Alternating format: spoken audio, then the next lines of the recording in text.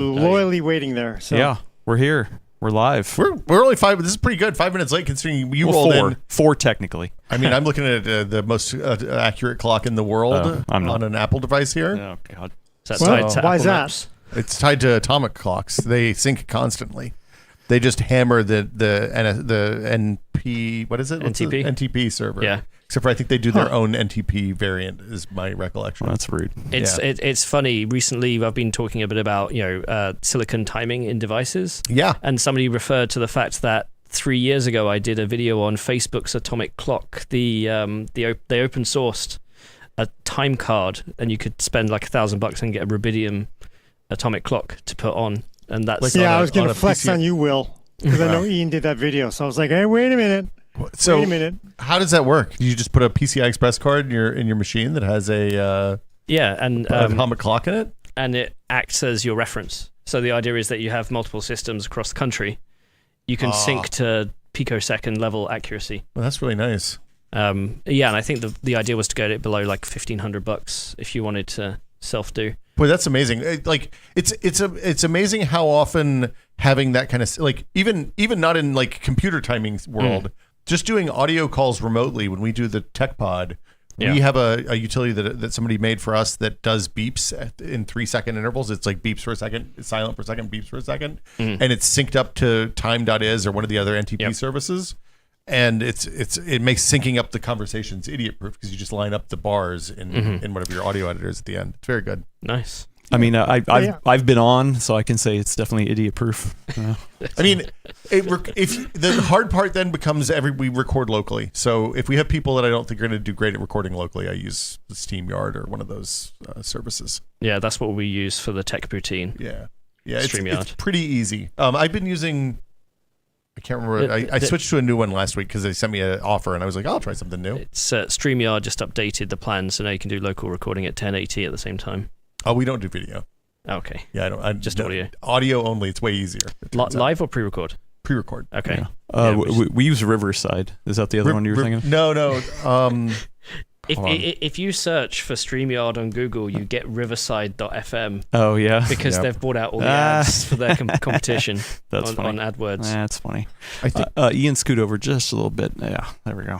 Got to get in close. frame. Yeah, there you go. Thank you. I just realized my audio was driving me crazy because automatically adjust volume mic was turned on in Zoom because whatever the latest stupid update they did. Oh, yeah, you got to turn that off. Thank you. That re-enables it was like, every update. am I being driven crazy up and down? Like it keeps going. No, you're good now. You're trying to correct, and Adam's trying to correct you. Yeah. I was like, what the hell's going on over here? Everyone's writing the faders. Look at me. I'm back in the producer chair. Look at me. Hi, everybody.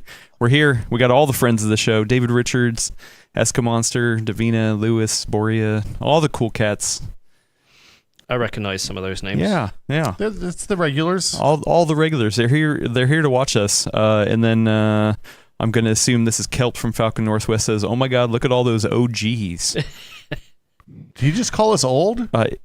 It should be OJs, original journalists. Is that better? It's original gangster. It's an old school term. So. Dadu says, "Who's the new guy in the verticals and horizontals? Adam?" No, never seen that. Is that how you pronounce it? Adam? Yeah, Adam. I'm trying to figure out where my camera's pointing. I'm everything got moved because the AC is right behind my monitor, so everything is totally. And we swivel the monitor and nobody's in here, so the AC goes. That's a long story, but Gordon's got new hardware, people. Yeah. Clean feed. And I don't know which way, Adam. I don't know which way the table is. Is this the table? This direction? Yes. No. Okay. The table's to your left. Yeah. Got it. Not I that need to far. put the picture over there. So there you go. So it looked like you were just looking at Will and Ian. If you put the camera on the left side of your monitor, you'll be exactly right. Yeah. So that's where your head, Will, is basically my lamp. I often have said that. I'm gonna if somebody can sculpt my head into a lamp that we can put in Gordon's office, that would be fantastic. It's just what he needs. Just my dead eyes staring at him all day. All right. Hey, googly eyes have a use. Yeah, that's true. Real quick before we get started, I have to correct myself because last week I got on this show and said that I did not like Mezzomix when I was over in Germany. Have you had Mezzomix, Ian? Is it like trail mix? No, it's a drink. I described it as Coke mixed with lemonade. Right. But I was actually way wrong. So Germany likes mixing Coca-Cola with lots of other things, like wine and beer. And beer. Which I wish I would have tried. But I found out, it's weird because I tried a mezzo mix when I was in Berlin, and I hated it. Mm-hmm. And then I went to World Market, which is a chain around here. I don't know if you know that. But yeah, they had mezzo mix. And I was like, oh, okay, you know what? I'll try it again. But this one said it had orange in it. And I was like, oh, cool. You know, and then I had it and I was like, oh, I love it. It's just like Spezi, which I had in Munich that was orange and Coke. And I was like, oh, cool. And then I looked it up and I was like, wait, there is no such thing as a mezzo mix with lemonade. So I don't know what the hell I had in Berlin, and I hated it. But I'm totally wrong. Mezzo mix. No, I looked at the picture. I took a picture of the bottle, and I tried it, and I was like, ooh, I hate this. And somebody somewhere in Berlin had told me it was Coke and lemonade.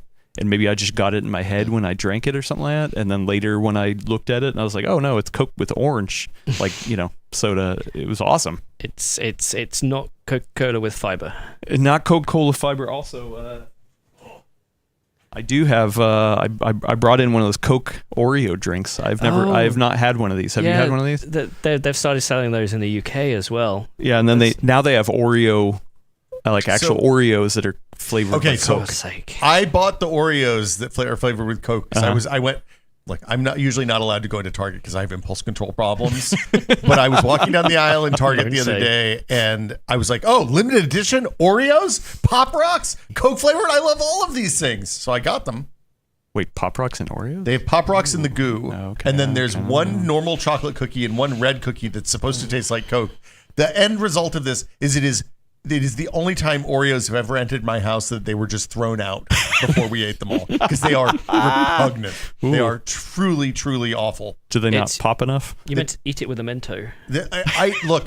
I honestly, so they taste a little bit cinnamony in a weird way, which I guess there's probably cinnamon in Coke, but like it's just not. It ain't right. You know, there's not enough Pop Rocks in the goo, so you don't get that good poppin' flavor like you do with the 4th of July fireworks Oreos. Well, is anyone interested in trying this? I will try that. Yeah. Okay. Well, why don't I get little cups and we can share some out? Yeah. So the word on that street is that's pretty good. People. There was an extended conversation in the TechPod Discord the other day about this, and the end result is that literally everyone hated the Oreos. Right. Like nobody bought those Oreos and was like, oh yeah, those are great.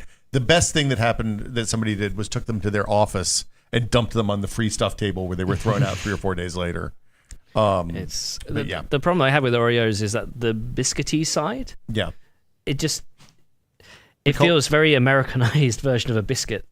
Well, you go down the biscuit aisle in the UK, you've got things like Digestives and McVitie's, and they're all nice. Or at least most of them. Okay, so here a biscuit is something else. No, I know. Yeah, I know. We call those cookies. Biscuits and gravy. I love biscuits and gravy. The thing you have to remember about Oreos is that it's a cookie from a simpler time when shipping was slower and packaging was harder.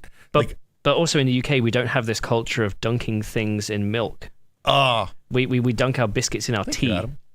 Well, we don't anymore.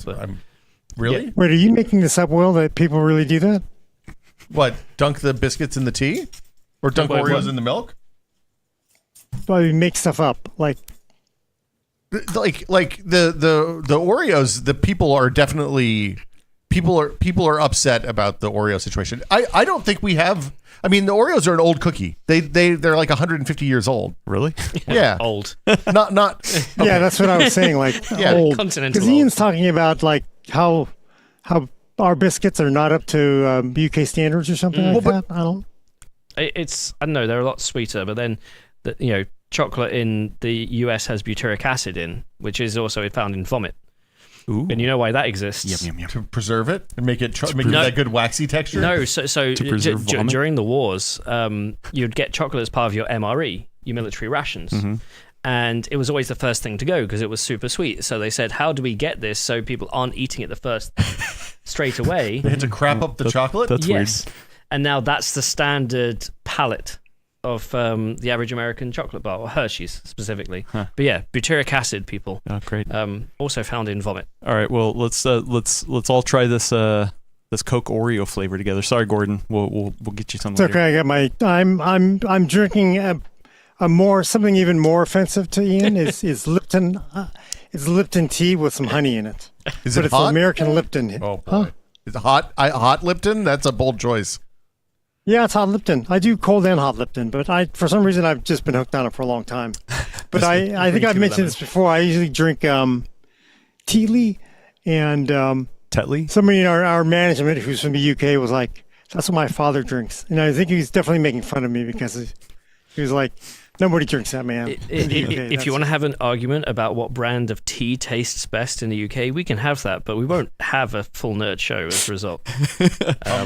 Yorkshire Gold, people, Oh, okay. Oh. not Tetley's. Yeah. La-di-da. Proper Yorkshire, not Lancashire. This is not bad. It tastes like a vanilla Coke. Yeah, it's kind of just vanilla-y. It's like, more vanilla-y than a vanilla Coke. Yeah.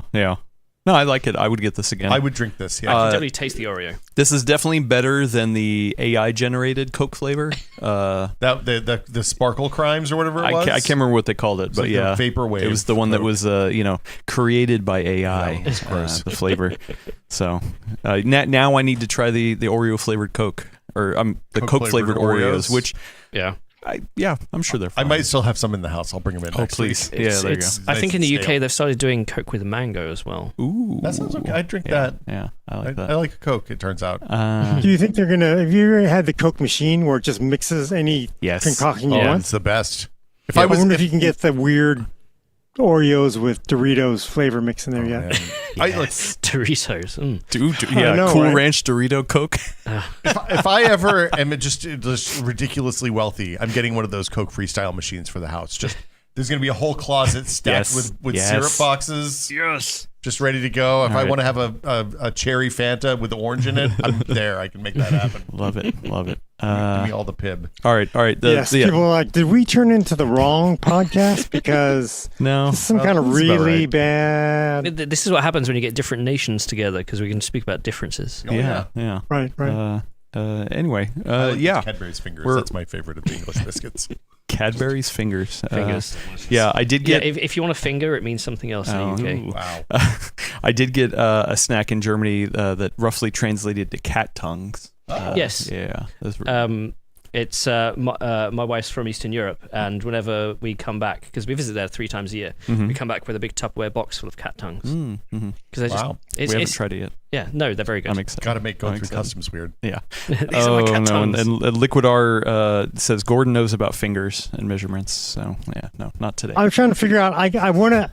Can we say it? Is it okay for a family safe podcast to mention what you're talking about? Because I do want to know what it means in the UK. Like, Fingers. Google Cadbury finger. Yeah. And I say Google, not Urban Dictionary, but Google. Oh no. Okay. All right. Yeah. We No hand gestures. yeah. Gordon's face It's says it just all. a chocolate covered biscuit. It's like a little Yeah, cookie yeah. with a That's from chocolate Cadbury. outside. Yeah. That's what it is. And they come in a tray. And the beautiful thing is, as a child, when there was a tray with Cadbury fingers, there's an indeterminate number of them left. Yes. So you could definitely filch a couple without Yeah. anybody Oh, yeah. noticing. All right. I don't think you can say What was that on the a verb family you safe used? podcast, but I Yeah. won't mention that. No, we're good. Cool. Let's get it going, Gordon. Yeah, let's get this going. I'm sorry. I apologize. I think I started this whole thing off with No, I food did. discussions. No, that was me. Oh, did you? It was probably All me. right, because you had There the was- Coke. Your In weird the mezzo Coke. mix. Yeah, Yeah, there was a bet in Mezzomix. the audience anyway. I love it. All right, so I'm going to give people a taste of what we're going to be talking about. We're going to be talking about basically updates on the from the big 3. Otherwise, do we add? Yeah, we'll Does talk to Qualcomm everybody. deserve to be on there? But we're sure. talking about company updates, anything that's somewhat newsworthy that we can talk about. I did forget to find out what's third rail for any of us because that can get a little weird. But we're all professionals here. We're not going to get us in trouble, I will say. Speak for yourself, Gordon. And we're also going to be taking questions because Will, Dr. Ian Cutress, and I are probably some of the old school. We're some old school cats in media, so we're going to be talking about So what's going on with the old media world. Is that what I called it? What the hell did I call 50 it? years experience between us. Boy, it's I been got- a lot, right? No, If you were I to think add it up. Gordon and I have 50 years between us. Okay, so Because I started six- Ars Technica in 98, which 65 is Gordon then, was doing yeah. this before me. That can't be. Yeah. I don't want to think about that. But we're also we'll be taking your questions. Yeah. And my voice is really raspy. I had a really fun time. I'm gonna be throwing a shout out to my doctor at some point. Someone remind me because I really want to, because he's a young person, but it'll be a fun discussion point, I think. Yeah. Yeah. Do you want to do that in the intro or later? We can do it in there. We can do it early on because we're probably around a time later. All right, You want to do it after we do the intro? And then Yeah. I'll cue you into it. Because it does actually tie into discussions that we'll be having in the show. I think somewhat. I'm sure things will come up in Q&A section and all that. So yeah. Are you ready to do this? I'm not going to screw this up. I'm going to get this right in one take. Oh yeah, I believe you're definitely going to get this in one take, folks. Yeah. All right, let's do it. I was thinking about doing this in a Godfather voice, but I don't think I can do the whole. I don't think I can do the whole Vito Corleone. In this episode of Godfather the voice. Full Nerd. No, do it in Bill Clinton. Swedish. Yeah, there you go. No, I don't think probably can't pull off the whole thing there, but I could. No, I'm going to screw it up. Ready? I'm going to do this. I'm going to do this. Let's do one it. take. Let's do it. Where the hell am I? Okay, here we go. That doesn't count. That doesn't count. That doesn't count. Welcome to episode 320 of The Full Nerd. I'm your host, Gordon Mong, with Will Smith. Well, wait, you forgot the intro, the cold open in this That's it right episode there. of The Full Nerd. Oh, see, There my you go. notes got messed up. Wait. Oh, damn it. Wait. It's what you put in Slack in this episode of The Full Nerd. Are you sure? Yeah. Damn it. That's fine. Say It that again, doesn't Wayne. count. It doesn't count. Yeah, that It doesn't count. It doesn't count. I got thrown off by the damn food discussions here. Yeah. So It I says, think that's in this awful. episode, in this edition of The Full Nerd, company updates, what's up with old media, and your got questions it. answered. There we go. Oh, damn it. Oh, I see what happened. Yeah. Never mind. As long as you don't have the notes up on your screen for a while, they vanish. Okay, I did screw that up. I will admit when I'm wrong because that's what I do. I admit it all the time. But you know what? In this episode of The Full Nerd, company updates, what's up with old school media, and your questions answered. The Boom.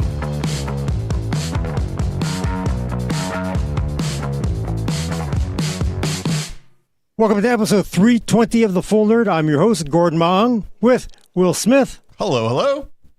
Special guest, Dr. Ian Cutress of Tech Potato. How's it all going? By the way, please go like and subscribe to his channel. Great channel if you want to learn stuff about AI and computers, all that stuff. And also, of course, we have Adam Patrick Murray driving the vertical and horizontal. It's true. I'm here filling in for Willis, who's having some fun personal vacation time. He's probably going to get mad when I come back, when he gets back, though, because there was a little MSI Lucky at the desk here, and I accidentally tore the wings off. Just because I was What? fidgeting with it. I'm sorry. Oh no! Yes. I'm not trying to disparage MSI or anything. I was just I need a fidget item, and it was the first one, and the Lucky has wings perished. wings are kind of detached. So sorry about that. Sounds unlucky to me. Dude. Yeah, that does sound a little unlucky. But Are Gordon, you sure that isn't aggro? That seems a little aggro to me. But no, I love Okay, MSI. okay. Yeah, sorry about that. yeah, I know. Interesting. Okay. You know what else? Who else we love? Gordon is the fine doctors in our in this community, right? Yes, and I do want to give this shout out to my doctor, Dr. Murphy, who had a fun time meeting this week. Unfortunately, I won't get onto all the details, but so we were in discussion, medical stuff, and it turns out that my doctor. Now, let me tell you, I don't think any of you guys have a doctor as cool as this doctor that I have now. Although my previous same doctor, different department, he's awesome too. But Dr. Murphy turns out is getting ready to build a new desktop machine. Oh boy. Nice. Wow. He's a nerd. And somehow He's it one of turned us. up like I was a tech journalist. And I said, well, I don't think I'm a tech journalist because I'm cool now. No, you're a YouTuber. So I'm actually like, I'm a YouTuber. And actually that Influencer. really got people like, oh, you're a YouTuber? Because that means something. but Doc Murphy is getting ready to build a machine. And he asked, like, I really went away for 50 series, trying to get information from me. Obviously, I couldn't tell him everything I knew. I don't know a lot, frankly, at the time that I talked to him about, but I thought it was pretty damn cool that I have a young doctor that knows about what a 50 series graphics card is and wants to know, do I do AMD? Do I do Intel? What do I do? Blah, blah, blah, blah. I think that's pretty. Can you guys top that one? That is pretty cool. That's pretty good. One time I had a doctor who was like, "Hey, Have you? He had seen a tested video and he thought I was a Mythbuster as a result of that. So that was like a good and then immediately bad. Yeah, you're like, well, sorry to tell you. Yeah, I got good news and I got some bad news for you. But yeah, no, that's like, it's always nice. It's nice to have something to talk about with a doctor that's not like to connect on a human level, right? Yeah, I know it is. And you have a beard. Do you have a beard then? Because I did. It wasn't as robust. Look, there was a period of time in the early tested days when Adam and I were close enough in age and hair color that we could get mistaken for each other on the reg, which is a fair mistake. Like one year we even did a Comic-Con video where I think Jamie and I walked around and I put on a fedora and like an Adam jacket and walked around Comic-Con with Jamie just to see what people did. That's pretty funny. Yeah. It was, how many selfies? Jamie's point was, if you don't stop, you can just go wherever you want, even if people recognize you. Yes. So people would say, hey, can I take a picture? You'd say, oh yeah, absolutely. And they just never stop. It was to be fair, Linus does that at tech events. So. Yeah, it's the same. It's a classic move, but it was weird. Did you get the disappointment face like Ant-Man got in that oh yeah, in that last? Okay, because everybody wanted pictures, selfies with the Hulk, but they did not want pictures with the Ant-Man. Well, it's easy to recognize the Hulk. He's giant and green. Like Ant-Man is just a normal. He's Paul Rudd. Yeah, you know. That's true. I take a Paul Rudd picture. Well, friend of the show, Davina asks, "What does Dr. Murphy play? Flight Simulator 2025?" Good point. He actually said he was getting back into gaming. And so he basically wants to build. So he has an interest in a lot of AI stuff. So he's interested in AI, and he wants to get back into gaming. And actually, currently, he's rolling a gaming laptop with he just ordered a great big Alienware OLED panel for it. Ooh, nice. So, but he's like, I think he's realized he needs a little more muscle if he really wants to do AI. Because I mean, he has a gaming laptop, but as we know, it's not really gonna hold a candle to discrete graphics, right? So, to be honest, I'd wonder if he might do better with just two separate machines, one for gaming, one for AI. Well, you think that would? So you would break them out? What would the rationale for breaking the two machines out? Because if you're doing something serious with AI, it will take up time on the system, so it won't be available for gaming. Unless you do like specific partitioning. So you're saying you need to get two 5090s. Oh yeah, just one. The more you buy, the more you save. Yeah. Oh yeah. Yes, there you go. Jensen will appreciate that. It's like, hey, he's calling right now. Who can I sell that to? I think to doctors all over the. But it also means if he wants to use something other than NVIDIA for either gaming or AI, you can hedge your bets. I mean, he's a doctor. I assume he has doctor salary. I just wonder. Well, doctor salary in the U.S. It's a little different. Bay Area. I think. I wonder if there's going to be like a growth in market because of all the people that are like lapsed gamers who are like, oh yeah, I'm gonna get real into AI, honey. I gotta get this new computer. I gotta get a big giant video card. It's just for AI. And then you're like, hey, where are you? And you're like, I'm in here. I'm not playing. No, I'm doing AI. I'm doing AI. I'm making us money. 4 years ago it was crypto, right? Yeah. Honey, I'm in here making us money. Yep. I'm just mining crypto. I'm not kidding you, because I don't want to give away all the information, because you're chatting, and basically I'm having some fun with some pharmaceuticals at that point. But at some point I was like, because even no matter what your salary is, I think paying $2,000 for 5090, I don't know what the price is going to be. No one really knows what it is yet that we know publicly. But I was like, that was my rationale. I was like, well, this is a great reason to convince your better half. Like, you know what? I can make a lot of money doing this. We can get rich. We can get really rich, really, really, really rich. So I think we need to spend some money. The more you buy, the more you save. So yeah, exactly. It's an investment in the future. Yeah. Well, who needs to invest in the future is Intel, right? Am I right? Oh, that's a good transition right there. No, I mean, I'm trying. Yeah. Good segue. Yeah, there you go. Whoops. And I did the wrong overlay. So that does break it to the health of the PC industry. Yeah. And obviously there's lots of questions depending which company you're talking about. Although I would think there's a lot of we're in that classic sort of media cycle where everybody is now questioning whether AI will even make it now, right? Because people are like, I don't know, because now all the business magazines are like, I don't know if this whole AI thing is going to go anywhere, so. It's trough of despair time, baby. I'm here for it. Yeah. It doesn't feel like we're there now, right? Media is kind of raining down on it being negative. You know that part of the roller coaster where the back half of the roller coaster is still coming up the hill and the front half is just dangling but hasn't started accelerating yet? So you don't get the suspense. I think that's where we're at. It's weird because that typical, cycle of going, up and then the peak and then the trough and then, eventually global. It's a bit weird for AI just because of the overspend on marketing. Well, and the incredible cost of what they're of the product that they're all subsidizing at this point. Like, we're 2 years into this at this almost. ChatGPT is almost 2 years old. 3.5, 3.0. Yeah, it's almost 2 years old. I have for generative stuff, I have yet to see any I guess you could say that the code generation stuff is maybe the only real application. The assistants, yeah. But just to be clear, I think AI models and I think there's all sorts of interesting statistical analysis. I think the work that's being done in stuff like transcriptions and language translation and stuff like that is really amazing and is great. I just think the generative stuff is a dead end, and it's also the most expensive and resource consuming and has shown really not a whole lot of use. Well, I was in the Bay Area end of August for the Hot Chips conference. In the town for 2 weeks, meeting a bunch of clients, a bunch of companies, and I noticed all my conversations had changed in how people are looking at generative AI models, especially language models. Going from what we traditionally see as like GPT, where you put in an input, it does a process, and you get an output, right? We're now talking about what is widely being described as agentic workflows. So it's not just one in and out; it goes out and then into another, then out then into another, and you end up with this chain or with this decision tree of models talking to other models to make sure that you get the best output at the end of the day.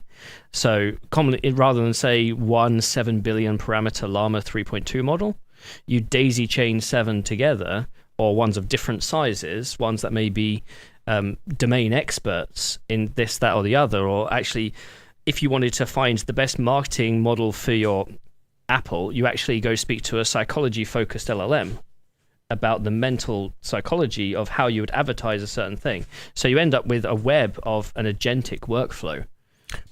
But that just costs more compute. I was just saying, that's going to cost more compute. It's going to use more water. I'm also, I have a science background, so I know that the more measurements you take, the more likelihood you're going to add inconsistency and error into your measurements. So that just seems like new opportunities for the computer to lie to me. Because AI is fuzzy.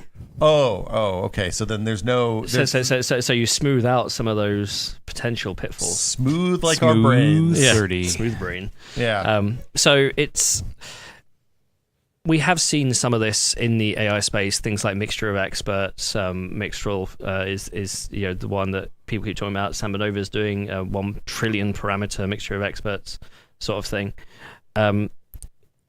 Generative use cases for things like HR are taking off. I think this is B2B. I think that's the separation, right? B2B, B2C. There's no proper B2C model. Yeah. I mean, I think not yet, right? I think that's probably fair. I think that I think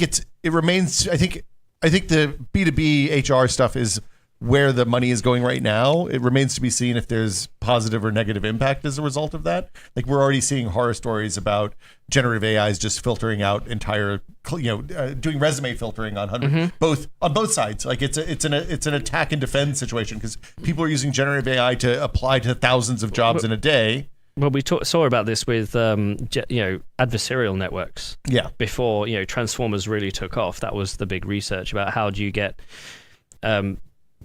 generate an image, but how do you make it look like a human? Where you do you pit models against each other to try and fake each other out.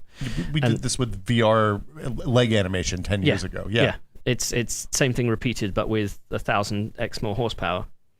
Yeah. And $1 billion more dollars. Yeah, I mean, and that's the thing. So OpenAI just raised a whole buttload of money, right? But not as much as they wanted, I think. I think Sam Altman still wants his $7 trillion for fabs. I mean, that makes sense. And I think the other thing that happened is we saw at Computex all the hardware vendors come out and treat Copilot Plus like it was the second coming of Centrino, and that they were going to sell a bazillion laptops this year because everybody wanted the AI so bad. And then did people want the AI? I don't know. I haven't seen sales numbers yet. Well, yeah, it's I was involved in pretty much all three companies message testing for ahead of Computex, and since a lot of this is being driven by Microsoft. It's the whole PC industry. We have update cycles, typically every 2 to 3 years. It's new hardware comes along, whether it's new CPU, new GPU, new laptop design. Somebody discovers how to make them lighter, thinner, 10% better battery technology, whatever, and it helps drive a cycle. And the markets look at how often those cycles appear and where they peak, and that's where the revenue is. The whole point of Copilot and Copilot Plus and AI was, can we drive a cycle? Now, some may call that artificial, but the idea is that if you get people psyched up enough about it, they'll be willing to go and invest and buy in the newest thing, FOMO sort of level. But then, the week before Qualcomm launch, they had to gut recall. Right. Now most, if you Intel and AMD are both saying their Copilot Plus features are coming, end of November. So there's been this massive delay, which has meant that any excitement there could have been has kind of squibbed out a little bit. Also, no killer apps, but that's I mean, what does that MPU is just sitting idle on all these machines? Well, so this is Meteor Lake. This system I've got here. This has got 10, 13 tops NPU on it. NPU 2.7 version from the Movidius acquisition, and it has the Windows filters, the experience filters, whatever they call it here, Studio Effects. Yeah, and I can see the NPU going up and down. And when I'm running my video editing software, it has some features that are NPU enabled. Now, it's just in the preview window and not in the export, which is a bit useless.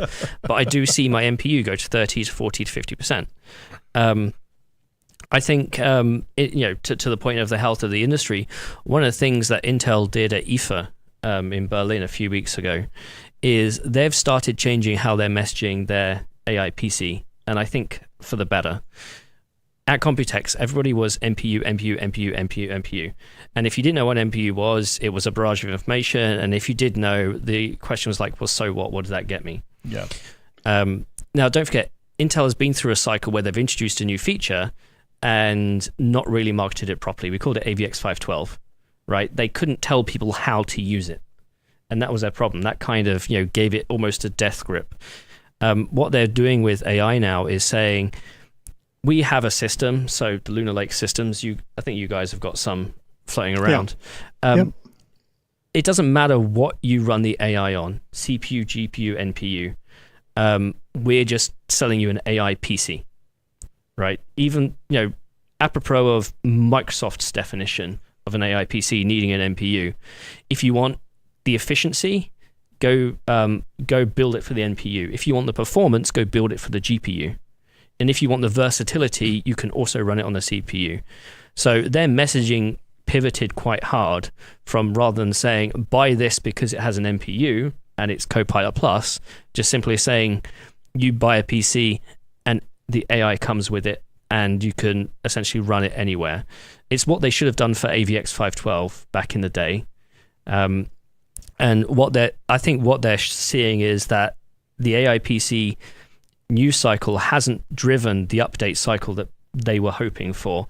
So how do you meter it out but also bring in all your other IP and all your other benefits to the table?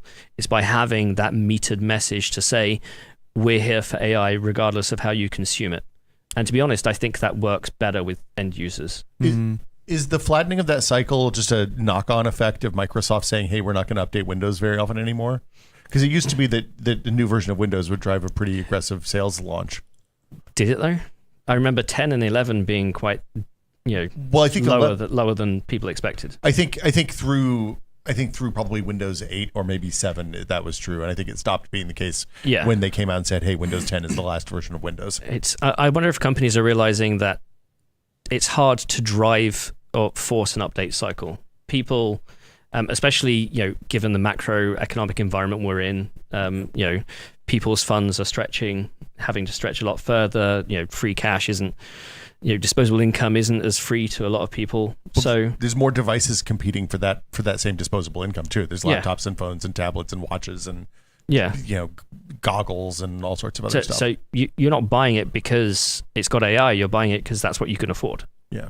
And that's more prevalent today than it ever has been, I think. Back on the NPU thing real quick, Nintendo's Conscience, aka Sneaky, asked, what do you think is the best implementation of NPU so far? Who do you think has the best implementation? You mean in hardware or software? Software that uses it? I was going to say the CPU.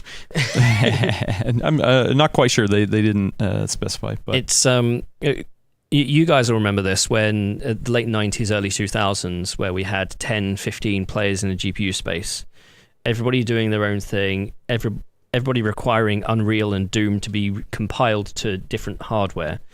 There were attempts at interfaces made that everybody could speak the same language, but it wasn't until we saw severe consolidation in the area that DirectX, perhaps at around 6 or 7, started. 5 was the big one, really. Yeah, to be the dominant, a little bit, to be the dominant feature in this space. Yeah, and that's when we got a mixture of that and consolidation, and we ended up with 2, 3, 4 people, whatever, slowly whittling down. Right now with the NPU, that's where we are. We're not even at that stage yet. There is no common way for this hardware to be designed. There's no real common interface apart from, say, Windows ML, which nobody optimizes for. And even then, Apple does its own thing anyway. Yeah. And as a result, I mean, I actually put this to Lisa Su at Computex. I said, "Where's the drive for a unified, software ecosystem on AI?" Equivalent to DirectX, and she said there's no appetite for it now because everybody's experiencing growth, and during a growth market, everybody's going to do their own thing. You remember though, we're all around for the API wars, right? Because I just kind of imagine. Would you say we're at the? This is really going old to the old days, but are we in the Glide days? Like, what if 3dfx had won? And Glide was the dominant API, and DirectX hadn't gone anywhere. And basically, what would the world be like if 3dfx were today's NVIDIA? That's kind of the way I sort of look at it, because if you could actually, now this is the sort of money marketing, gaming stuff, but at the time, gamers did not want to have anything to do with DirectX. It was just terrible, and everybody wanted Glide because it was so much better. Blah blah blah. I just kind of wonder if, are we there or are we at a different stage, do you think? It's, it's at the point where people say we need a low-level unifying consortium. And if I remember correctly, 3dfx wasn't willing to give that up. They wanted everybody to go down their route.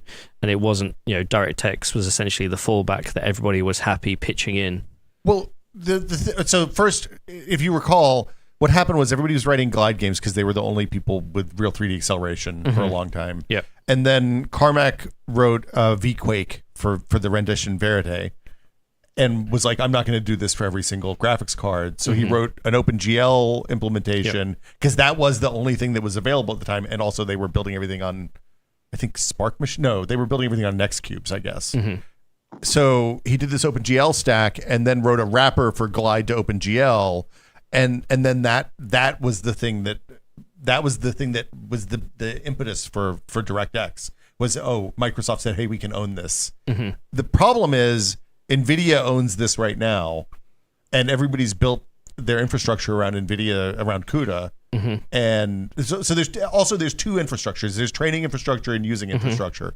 I think we're going to see movement on using on the consumer side, on the user side. My guess is that the training side is going to be locked at NVIDIA until somebody has a really significant hardware advantage. Yes, you're right. Two different sides, training versus inference. Inference is, there's a lot more players, a lot more willing to, I think there's going to be a lot more willing to compromise and provide that unified system. On the training side in CUDA, this is something I've been going back and forth with internally because people talk about the CUDA moat. The fact that NVIDIA spent 10, 15 years at the lowest levels of research investing in a CUDA ecosystem. My claim to fame is I took the first ever CUDA course outside the US. back in 2009. And while that's good and while that's great, the discussions I'm having is that still true? As in, is it still true that it's a moat? Because you have developers at the high level who are comfortable with PyTorch, TensorFlow, Caffe, Paddle, whichever district your framework is in, and that's not tied to CUDA. It may go through a CUDA layer, but that's not anything you control. If you are a big billion-dollar company, you're also not writing in CUDA. You're optimizing to the nth degree at the PTX level, or even below. You're writing down to the metal. So how valuable is CUDA in that stack, actually? Nobody's actually writing it unless you're a library optimization technician. So can some other company come in and provide it? Because in the end, you're just changing the back end if you're working at the framework level. And if you're working close to the metal, then you're not even touching that layer anyway. So this is the argument I have. And that people are having, CUDA and frameworks is good for getting people interested. The minute and for testing, but for optimization and for actually deploying at scale, you're optimizing to the nth degree. Well, so this is a question that you might know the answer to that I don't. Is like, what's the shape of that market? How much of that market is giant companies, and how much of that market is every research in the lab in the country that has an H100 machine doing inference locally? Well, so yes, it's mostly companies at the top end. You said research, and that's a different market to business, right? On the B2B side, because the B2B side may just simply use AI as a service. I mean, I think that's what OpenAI is betting on, right? Yeah, and that's where a lot of people are thinking a lot of the revenue is. And again, those people don't touch CUDA. They rely on the service to do the optimizations. Right. And the service is writing directly to metal, presumably. Yeah. Okay. But still, isn't somebody calling the shots though? Like you're way low in the corporation. Somebody at the top is calling where you want to put all that money, that stack of money, where you're pushing your poker chips. I mean, I know the company that's invested. Don't you think that there are going to be all those? Everybody calling shots is going to want to push all the poker chips in NVIDIA because, yes, I understand. There's, it's. They're not going to get to the metal, but it still feels like it is a moat, and nobody's going to be able to surpass it. At any time. It's so weird. It's funny because I just made up the Glide thing this morning, but like I don't know, like why did Glide win, and is it possible that this is it? This is basically the weirdest thing for Microsoft to not really be in control of this thing that will largely be done on consumer PCs. For some reason, now I'm rambling, but. You know what I'm getting at? It's just basically I don't know if they're going to be able to defeat CUDA this time, whereas Glide was surprisingly easy to think at the time to be defeated, Well, so gaming was all done on Microsoft, pretty much, right? So the question is, what's AI done on today? If we look at the money, because always follow the money, right? Yeah. NVIDIA made, $28 billion last quarter in AI? AMD this year has predicted to make 4.5. Intel is predicting to make 1. Yeah. So, it's literally NVIDIA has 95% of the market in between those three, just in revenue. Chips and everything else is a bit different. But yeah, there are some different metrics here. I think on the consumer side, it will boil down to a unified Windows ML, but that's only at the point where companies like Intel, like AMD, like Qualcomm, don't want to keep investing their time into working with individual ISVs, right? If you want Adobe accelerated on your AI PC, Intel has to go work with Adobe. AMD has to go work with Adobe. Qualcomm has to work with Adobe. You're just playing a game of whack-a-mole of which ISVs am I partnering with versus which am I not. The point in which everybody wins is if there's a unified interface that can speak to all the hardware, and Microsoft wins that. I think you're absolutely right about that. I mean, I think at some point, rather than having 4 different stacks or 3 different stacks for implementing this stuff, you have to have some sort of API that everybody can call against. And this is what Microsoft has traditionally done really, really well, right? I think the hardware mode is really interesting for NVIDIA because that is, like, if you look back at the graphics card situation in the late 90s, it was the moment 3DFX wasn't shipping the fastest, most capable graphics card. As soon as NVIDIA rolled out the TNT2, TNT era hardware, the wall started to crumble, And then when the GeForces hit, that was the death knell for 3D-FX, and then they got gobbled up. And so Halo effect. Yeah. So, but for me, I think the biggest thing that NVIDIA has to worry about right now is retention of people, because their stock price is going up so high right now, so fast right now, that if you've worked there for 3 years and you had any kind of optionality at all, you're sitting on a couple of $1 million worth of stock right now. And like, I don't know about you, if I'm sitting at NVIDIA and I have $3 million stock in the bank, I'm thinking about when I'm going to cash that out.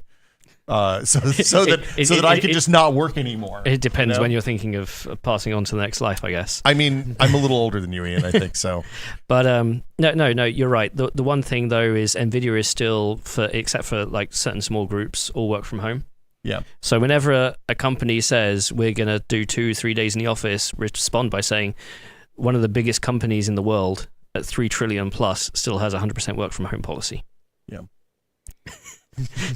It's I actually, during GDC, I got to tour NVIDIA's campus here in the Bay Area. What do they call it? Voyager, I think is the name of one of the buildings. And I said, what employee perks do you have? You know, I was thinking, discounts on GPUs and whatever. And they said 2 things in NVIDIA are free: the air and the caffeine. Apparently, that's kind of like Jensen's mentality. Don't treat anybody special. Well, I mean, look, that was a Jobs thing too. They didn't provide free lunch because he didn't like the food waste, right? I will say that they have relented on one thing, because TSMC turned around and said, "We make you like a wafer of chips for 20 grand, and you sell us the chip back at 200 grand. Are you really my friend?" So I think TSMC has some special deal on some chips, because they're now using NVIDIA for optical proximity correction in chip design. Yeah, so chip design is getting a more focus on compute and even machine learning, which I've been finding about recently. Yeah, that's got to be really hard to separate as a business practice, though, because of course, how the hell do you wait a minute? The thing is, people are kind of like, oh, that's a funny story, but that is really true, though, because they're paying a buttload more for these finalized products that they're selling but you certainly can't break that relationship, because if they see them breaking that relationship with NVIDIA, they can break that relationship with Intel, they can break it with AMD, they can break it with Apple too. So or plus basically all the cloud providers as well, because who knows where it's all going. But damn, how the hell do you, I guess you just charge more. And we've already seen TSMC come out and say, we're going to charge you a buttload more money. And Jensen's already publicly said, sure, we'll give you more money, because we understand, we got to make these things somewhere. So, and TSMC's fabs, still rapidly expanding, more in the US, more packaging in Taiwan, insatiable demand as always. There's a lot of margin between it costs us too much at your fab versus building our own fabs. They're not going to build their own fabs. The barrier to entry is still very high. China is finding that out the hard way. Intel, everybody's finding that out. Everybody who tries to build fabs finds that out the hard way. But real men have fabs. Oh yeah. Do people even remember what who gets credit for that saying? No. I don't know if people watching. Yeah, but should we summarize it? Everybody remembers it was Sanders, right? Jerry Sanders. My brain is not here, obviously, but I thought that feels right. It feels right, or Hector, either Hector or Jerry, but it was basically saying we are AMD at the time. AMD was like, we are not giving out fabs because different world now. Real chip companies can't not have fabs. You have to have fabs, right? So you can't. Yeah. And I get it. UK. It's different here in the US, but you can't. I just think it's funny. It's this argument that's going around recently about Intel in the situation they're in financially, and about whether a fab spin out is possible, and I keep seeing some really bad takes on this. So if you don't mind, I'll give my bad take. Please. Well, is it nuclear hot or just a little hot? That's the question. Well, no, it's. So I just want to. I'm going to clear this up for the audience. If you've made it this far, keep going. This is some awesome hot talk.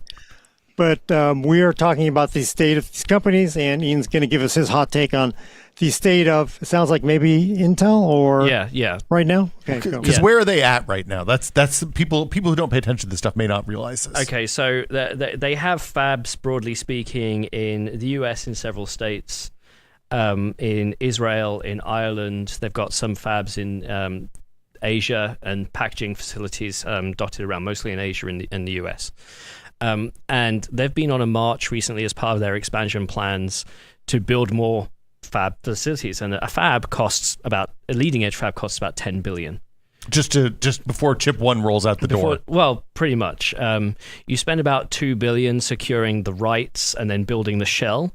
And then you put about $8 billion worth of equipment in it, and personnel and training and time, and that's a lot of cheddar. So that's companies like ASML with EUV machines and Applied Materials with etch and deposit, and there's a whole supply chain to fill those fabs out. But at the end of the day, you get a facility that can produce tens of thousands of wafers per month, and the idea is that you keep it going, and then over time, obviously, it generates revenue.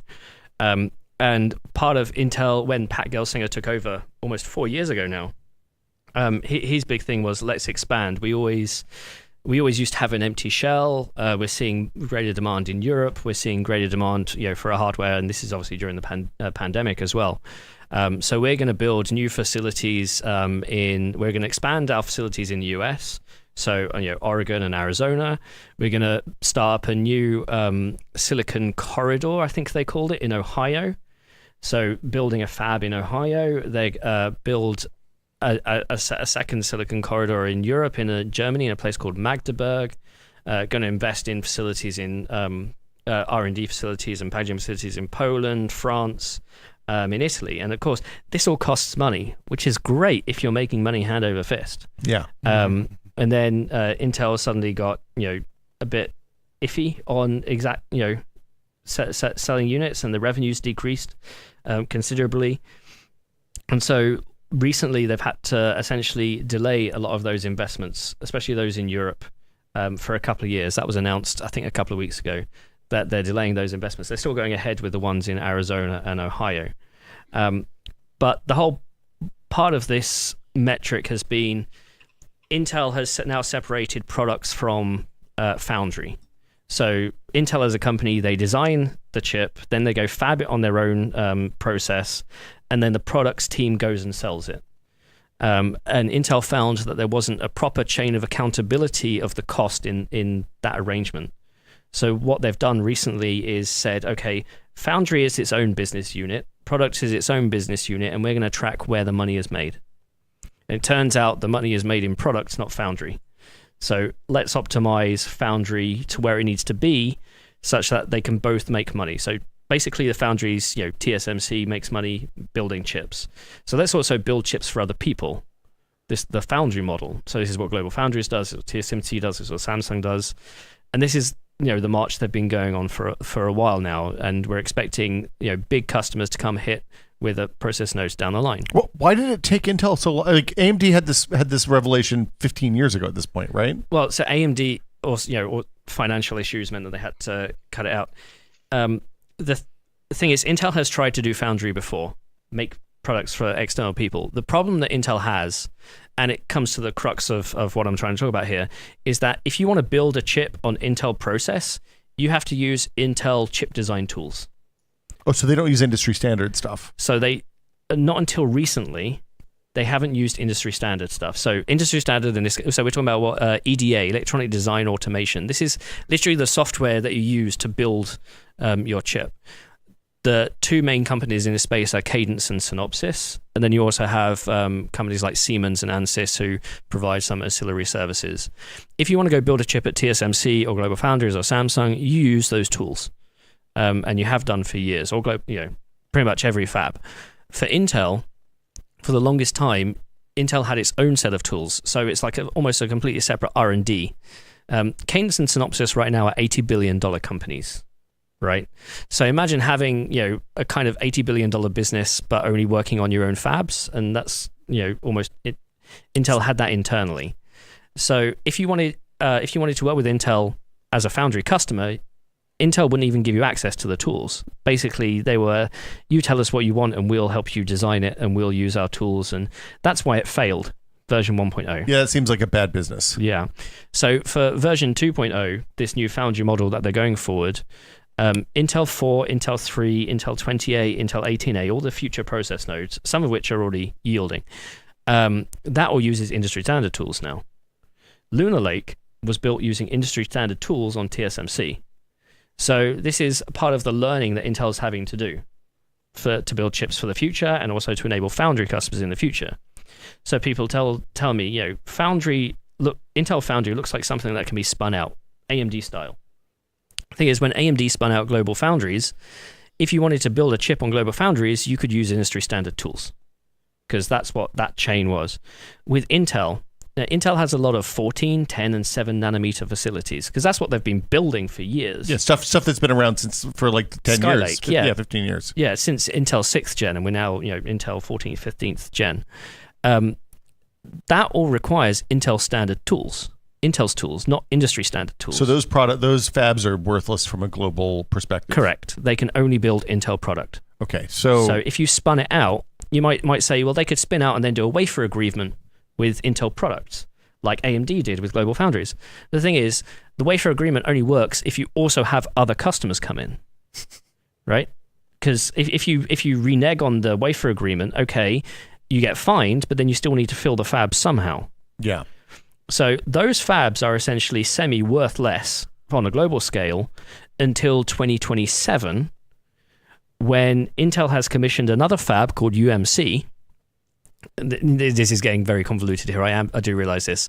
Intel and UMC have an agreement to repurpose the 14, 10, and 7 fabs for a design kit using industry standard tools.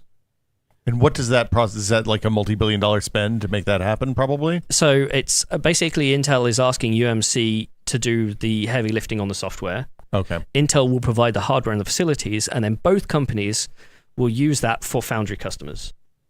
Okay, so my question is, what's your take on this as a whole? Does this mean that this is like it's always darkest just before the dawn for Intel, or is it like 2 a.m. and there's still hours of dark to come? It's Are there monsters lurking out there, Ian? How bad is this going to get?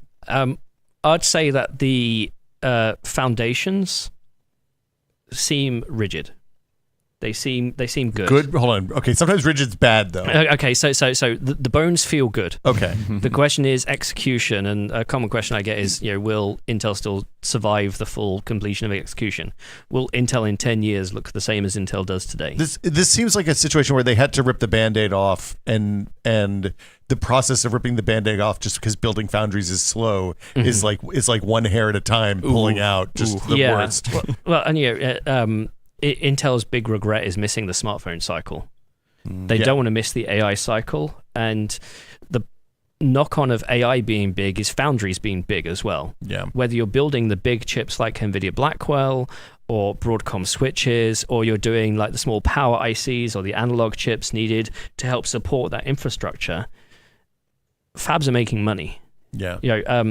I think it was last quarter, TSMC had the biggest ever quarter for 90 nanometer revenue ever. For 90 nanometer? For 90 nanometer. Wow. What are they making on 90 nanometer? RAM and flash and stuff? Just a lot of ancillary support chips. Okay. And automotive's also taking off, and the advent of AI means it's a tide that's rising all boats. Rising tide that raises all boats, or whatever the phrase is. So again, Intel doesn't want to miss it. Thing is, as you pointed out, foundry is a long process to get there. Intel also has to convince people that it's worth working with. So is Pat Gelsinger going to survive the 8 years it takes to reach the end of this plan? You mean is Pat Gelsinger going to stay in control? Well, by survive, will the investors and the board, are they going to ride this 10-year plan? I think he has to. Yeah, because otherwise they'll just pull back and then that's a personal thought, not a financial advice. Okay. Well, since I'm a journalist, I can offer all kinds of wrong advice, Ian, as I'm licensed to offer incorrect guidance as a journalist. I'm making that up. Basically, we're wrong all the time. But I do want to say that I think it was in late September they announced citing I'm looking at a Tom story written by Anton Shiloff, basically saying $30 billion Intel fab near Marburg, Germany, and Poland may be postponed or something like that. Yeah. So pushed out a bit. Yeah, so that's the EU expansion that's being delayed 2 years. Right. Intel's also doing this thing where they're mitigating some of the financial risk. So they're having investors essentially pay for 49% of the build out of the Ohio fab. I think that's BlackRock. Yet Intel obviously still retains 100% control over the build out. The idea being that, once it gets up and running and it starts producing wafers for either Intel products or for foundry customers, there'll be some revenue sharing scheme or some agreement where Intel can buy back its full ownership. Standard business practices where you've got investors who clearly see value longer term, but you need some short-term shore up to make sure that it works. And I think Apollo Ventures is also taking some in Arizona as well. Did the Raptor Lake problems contribute to this, or is this bigger than that? No, it's the Raptor Lake issues are almost inconsequential. That's what that was. It's about this big. I think. No. Yeah. Have you not been on our YouTube chat? Everybody's talking about it. Everybody. Come on. It's all anybody on YouTube. Yeah, talks I'm about. Sure Pat is staying up at night thinking about this. Instability problem. I saw a makeup influencer the other day talking about their Raptor Lake problems. They're like, I had to send my CPU back. That's why the channel's been down for 3 days. It's interesting when you speak to the senior executives, especially the C-suite, right? What they are focused on, they're not worried about the minutiae of a Raptor Lake part needing a microcode update, or they realize, okay, yes, we may be replacing a bunch of our CPUs, but on the bottom line, it's not affecting our profit and loss in the financials. Yeah. Now you go or the down, market share. You go down to the sales team and you go down to marketing. It's obviously going to be something that they're really concerned about. But this is Intel. There's at least 7 layers of people between the two, right? Which is it got blown out of proportion. I think at the end, kind of like because it was bad. It was a bad look. I wasn't happy. Nobody was happy with it, but it's still, desktop high end. It was not. It's one of these things where you wonder how much time, effort, blood, sweat, and tears companies are putting into products at that level, but. As well as I do, you go speak to the product managers, you go speak to the engineers behind that team. They're putting in blood, sweat, and tears 100 hours a week for this stuff. And to suddenly be blindsided by, microcode that's pushing slightly wrong voltages through a chip that's causing degradation, it's a big kick up the butt for something you've been working on for 3-4 years. Plus, you've contributed your, heart, sweat, and tears, and firstborn, and all sorts of the sacrifices you need to do to get the silicon gods to yield. And it's frustrating when this happens. This whole industry is always about learning, right? Even as journalists, even what we've been doing for 10, 20 plus years, we're still learning. We're still finding out what our blind spots are. Is this a potential blind spot? Possibly. I mean, I've heard issues about this microcode bug that make it seem almost like a buffer overflow issue that somebody missed in some testing, as in it was requesting value 7 out of this table that's only got 5 entries, so it's looking beyond data and pulling out stuff just that whatever is the next in the next thing in the wow. But that what was held in that register could change from time to time. Right. So do your tests account for the fact that you're indexing out of bounds for this table? It's that sort of thing which you almost learn in CS 101. Well, we should just all use Rust. That solves all these problems. People are talking about RISC-V in the RISC-V. RISC-V, yeah. Oh no! Don't say it two more times, otherwise. What, you can't say RISC-V 3 times, or else that's why I said V. Otherwise, Cursor just appears in front of you and goes me. The issue they had was not a specific x86 issue, not a specific ARM issue. It's just how microcode responds to different instruction streams. The best way to describe this from my perspective is AVX512. Again, we're speaking a lot about AVX512 on this. You love AVX512. Yes. He does, confirm. I bought some Xeon Phis this year, let's put it that way. And the whole point about AVX512 is it was the way Intel implemented it was so demanding on the chip. You essentially had to prepare the chip to run the instruction. So this would be adjusting the voltage, powering down nearby stuff so you don't get a brownout due to power. And with that instruction would become essentially a series of commands that controlled voltage, controlled lock loops inside the CPU. in order to do it. Now, the thing is, that's not new. That happens almost with every instruction, because a multiplication does more work than an addition. You have to prepare for that. The way modern chips work is that you either overvolt for everything, and hopefully that works out well, but that consumes power, so you ride closer to the margin that you have. AMD had a great graph on this during, I think, the Zen 2 days. And as we're getting closer and closer to that margin, you have to give the chip more and more control in the microcode to do these micro adjustments. And like I say, if it was something as simple as just indexing a table out of bounds, then that's a really sucky thing to happen. It seems like the kind of thing the compiler should catch, right? I mean, there's plenty of bad code out there. I know, I wrote most of it.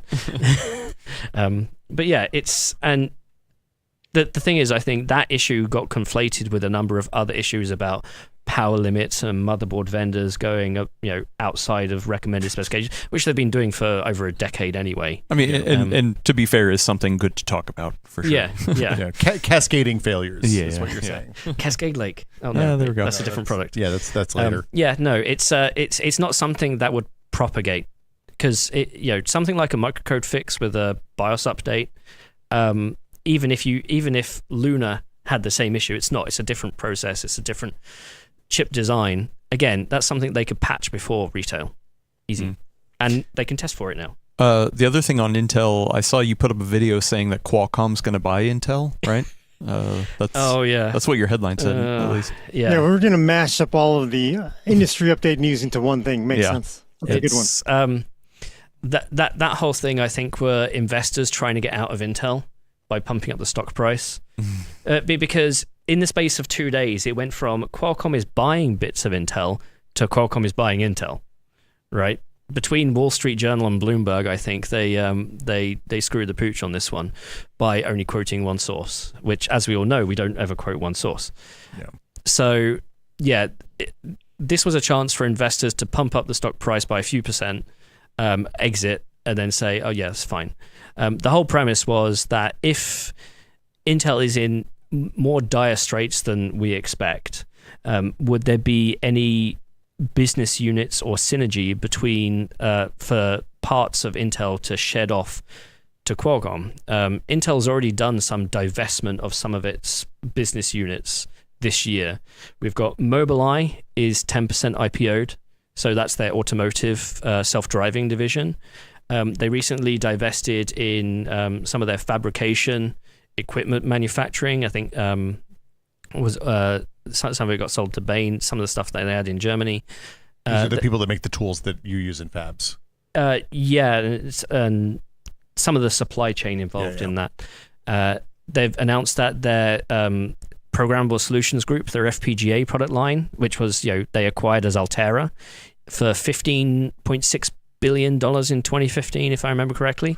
That's now become back out to its own business unit that they're going to IPO over the next 2 years. So again, divesting, still retaining control, but actually getting some money out of it. But obviously reducing their revenue as a result. And the question was, is there other parts of Intel that this could happen to? So everybody was pointing to, hey, GPUs, right? Perhaps Arc could go to Qualcomm. My argument there is, what would Qualcomm do with two graphics architectures? Because they own PowerVR, right? Or Adreno. Yeah. Their side is Adreno, which actually were AMD's low-power graphics team, because Adreno is an anagram of Radeon. Oh, right. Back in the day. And a lot of the people who used to give us the updates from AMD now give us updates on the graphics side from Qualcomm. Well, they tested it on thousands of 1,200 games, I think. I don't know. Something like that. But yeah, no. So think of any other business unit inside Intel. Labs research. No, what Qualcomm wouldn't want that. The automotive side. Well, Qualcomm already has an automotive side. Yeah. Enterprise AI, Gaudi. No, because Intel thinks that's part of the future. And a big question was, what about the x86 IP? Because some of the patents have expired on that. However, not enough have expired. I think some of the critical ones, because the problem with x86 patents is that Intel is obviously doing a lot of innovation on top of those patents. So it becomes a nested scenario. AMD gets away with it because they have a strong cross-licensing agreement. Somehow, if Intel were to offer those licenses to Qualcomm wouldn't get any of the AMD stuff. So it'd be a teasing apart. So they'd have to then do a deal with AMD to presumably use any of it. Yeah, well, especially the 64-bit stuff.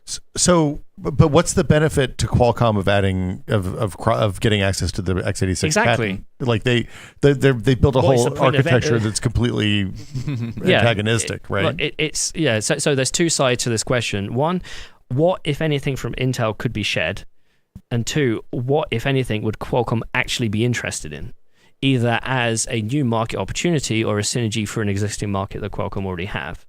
The annoying thing is, if you've covered Intel for a while, you'll know that, okay, they have 5 or 6 main business units that they list on the quarterly earnings, but actually internally there's like 100 different business units. Yeah, it's all stuff that's smaller than a certain percentage they don't have to list, right? Yeah, so the thing is, you don't know what any of them are or who they're technically under, because they don't often like to speak about their org chart. Yeah. So that's for example, pluggable optics is something that they have, which I think technically sits under DCAI. They made a big song and dance about it about one of their events a couple of years ago, and that's an office in Scotland. Now, could Qualcomm be interested in that? And these questions happen, and you just realize that Qualcomm buying Intel outright doesn't make sense. There's not enough synergy there. Individual business units, the major ones don't make sense. Are there some minor ones, that 10, 20, 100 million? Maybe, but you'd have to be very deep inside Intel's org chart to understand, A, if those exist, and B, if they can be teased out. And the stuff that Qualcomm's going to want is the stuff that really want is the stuff that Intel's not going to be interested in selling because they think it's the future. Yeah. Or also, they can't sell it. Yeah. They simply can't sell it, right, because of the IP. Qualcomm's their corporate ethos is essentially to be market leaders in whatever they play in. Yeah. Right. So anything they take over has to be a market they're already in control of, or it has to be something that they acquire, which they immediately become the market leader. But don't forget, even if they did that, they don't have access to the extensive either supply chain or the sales force needed to be able to support that. So lots of questions go, standard M&A stuff. But yeah, the minute I heard it, the minute I heard that there was thoughts of Qualcomm buying Intel outright, I was like, yeah, nah. Well, and also there'd be regulatory concerns with that size purchase. I think probably. Yeah. I feel like the feds either here in the EU would have some stuff to say about that. Speaking of Qualcomm, earlier this year, at least I was, but I feel like a lot of people were bracing for ARM and Qualcomm to come in here and take over x86 and ARM's the future. 50% of the laptop market. Yeah, by 2030, right? Ian, where do you think we stand now? Should x86 be worried? Yeah, I actually had some investor conversations this morning before I rolled up into the office, and this topic came up. It's so the PC market today, notebooks, desktops, just anything PC, runs at anywhere between 280 to 300 million units, depending on which analyst firm you track, agree. And the question is, how much of that could Qualcomm arguably get with the Snapdragon X Elite? What price band are they targeting? How effective are they in that market? And if you listen to some people, it makes it sound like they've got 10% of that market. If you listen to some other people, it's 0.1. And the thing that keeps going back and forth is the market share they get, will it be a blip on either Intel or AMD's radar, or even Apple's? The one thing I will say is Intel especially made a big song and dance about comparing Lunar Lake to Snapdragon, when in reality they're not their biggest competitor. Right. I've said I was involved in some of those messaging discussions because all three of them are my clients, and that's the only fair way to do it. I turned around and I said to Intel, is it worth you even addressing that Snapdragon exists, given that they're going to have such a small percentage of the market, even if they're very successful? But then I also said to Qualcomm, the fact that Intel are talking about you is a big win for you, because it shows that you're a first class competitor. That they're actively comparing it to. So there are arguments both sides back and forth about whether you should be talking about your competition at all. Intel used to have a long-standing tradition of never speaking about the competition. Now it's what is the market and what are people are talking about. The success of Qualcomm AI PC, I think everything was hyped because of Copilot Plus, as we said before. Microsoft did a massive marketing frenzy. And Intel, AMD, and Qualcomm all played along because they saw it as a potential to drive that update cycle, which hasn't really happened. When you say they did a frenzy, you mean they gave co-marketing dollars to? Yeah, they did their own hardware partners to market the laptops with Copilot Plus. Yeah, I remember walking through Berlin during IFA at the beginning of September. And you'd go past a billboard that would have a Qualcomm ad, then a Lenovo ad advertising Intel, and then a HP ad. Just everybody talking about. Microsoft just wants people to talk about AI PC, regardless of whether it's Qualcomm, Intel, or AMD. Whereas Qualcomm wants you to talk about Qualcomm. Yeah. People talk about those Qualcomm Snapdragon machines and saying one of the big selling points is the battery life. And I keep saying back, they had that before, right? It's always been the selling point. It's always been from the original Surface RT. Yeah. Yeah. Well, and all the 7 generations they had in the middle, they all had amazing battery life. The reason you didn't buy them is because they weren't performant enough. So, are you buying it for the performance? No, I'm buying it for the battery life. Yeah. Right. It's this weird thing of when you meet the minimum specification of one, suddenly the other becomes the major selling point. Yeah. To be honest, I was actually looking at your PCWorld's numbers the other day on the Lunar Lake reviews, because you guys had Lunar Lake and Snapdragon pitched roughly equal in battery life, and then AMD slightly behind. That's great. Going into all of this, I said that Qualcomm a win for Qualcomm has to be in the game, right? It has to be there or thereabouts.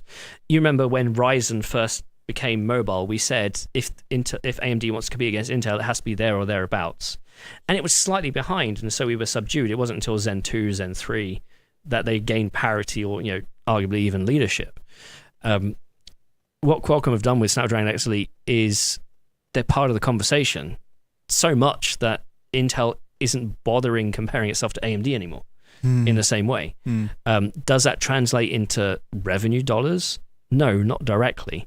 What Qualcomm has to do is go out and, especially I think on the B2B side, because that's where I think a lot of the unit sales are going to be, convince companies like John Deere, like Snapple, to say, hey, refit your entire business with 10,000 of our units, and we'll give you a support contract, partly with Lenovo and whatever.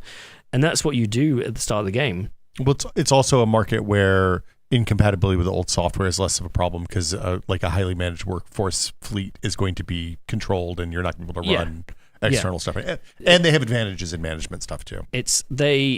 One of their big marketing tools is saying 90% of all work hours are native on ARM. That makes sense, right? So that means take all the hours you're using your device during the day and what software you use. 90% of that is native. 10% is not native. Thing is, working hours is different from B2C for consumer, because a lot of the criticism Qualcomm are getting is because, you don't support this consumer software, you don't support this consumer software. Or games, Yeah. And to be honest, in the same way that Intel missed the mobile market, the biggest whiff, I guess, as in, not smell, but missing the ball in baseball, for Qualcomm here is not leveraging the fact that Snapdragon has considerable gaming marketing presence. Now, the thing is, going back to the graphics, we were saying how, they formerly the AMD team, it's an anagram of Radeon, this Adreno. how many years did it take Intel Arc to scale up their mobile graphics to discrete class? 5 years? Yeah. Right. Right. And DG1 was what, 2018? It's pre-pandemic. In the last 2 years, we've seen games gain 300% FPS. Yeah. Right.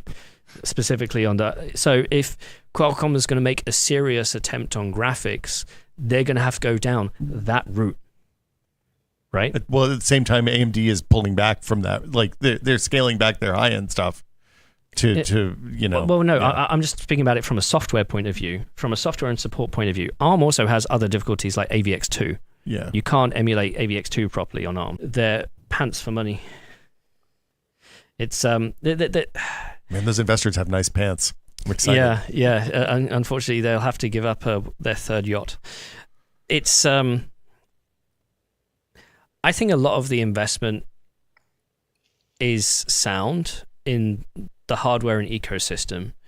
It's the endpoint, the service, the user contact, where people are going to get bitten. I mean, if anything, what it's driving is a whirlwind of new hardware engineers, new software engineers, optimizing for what is going to be a new reality in hardware design, in software design.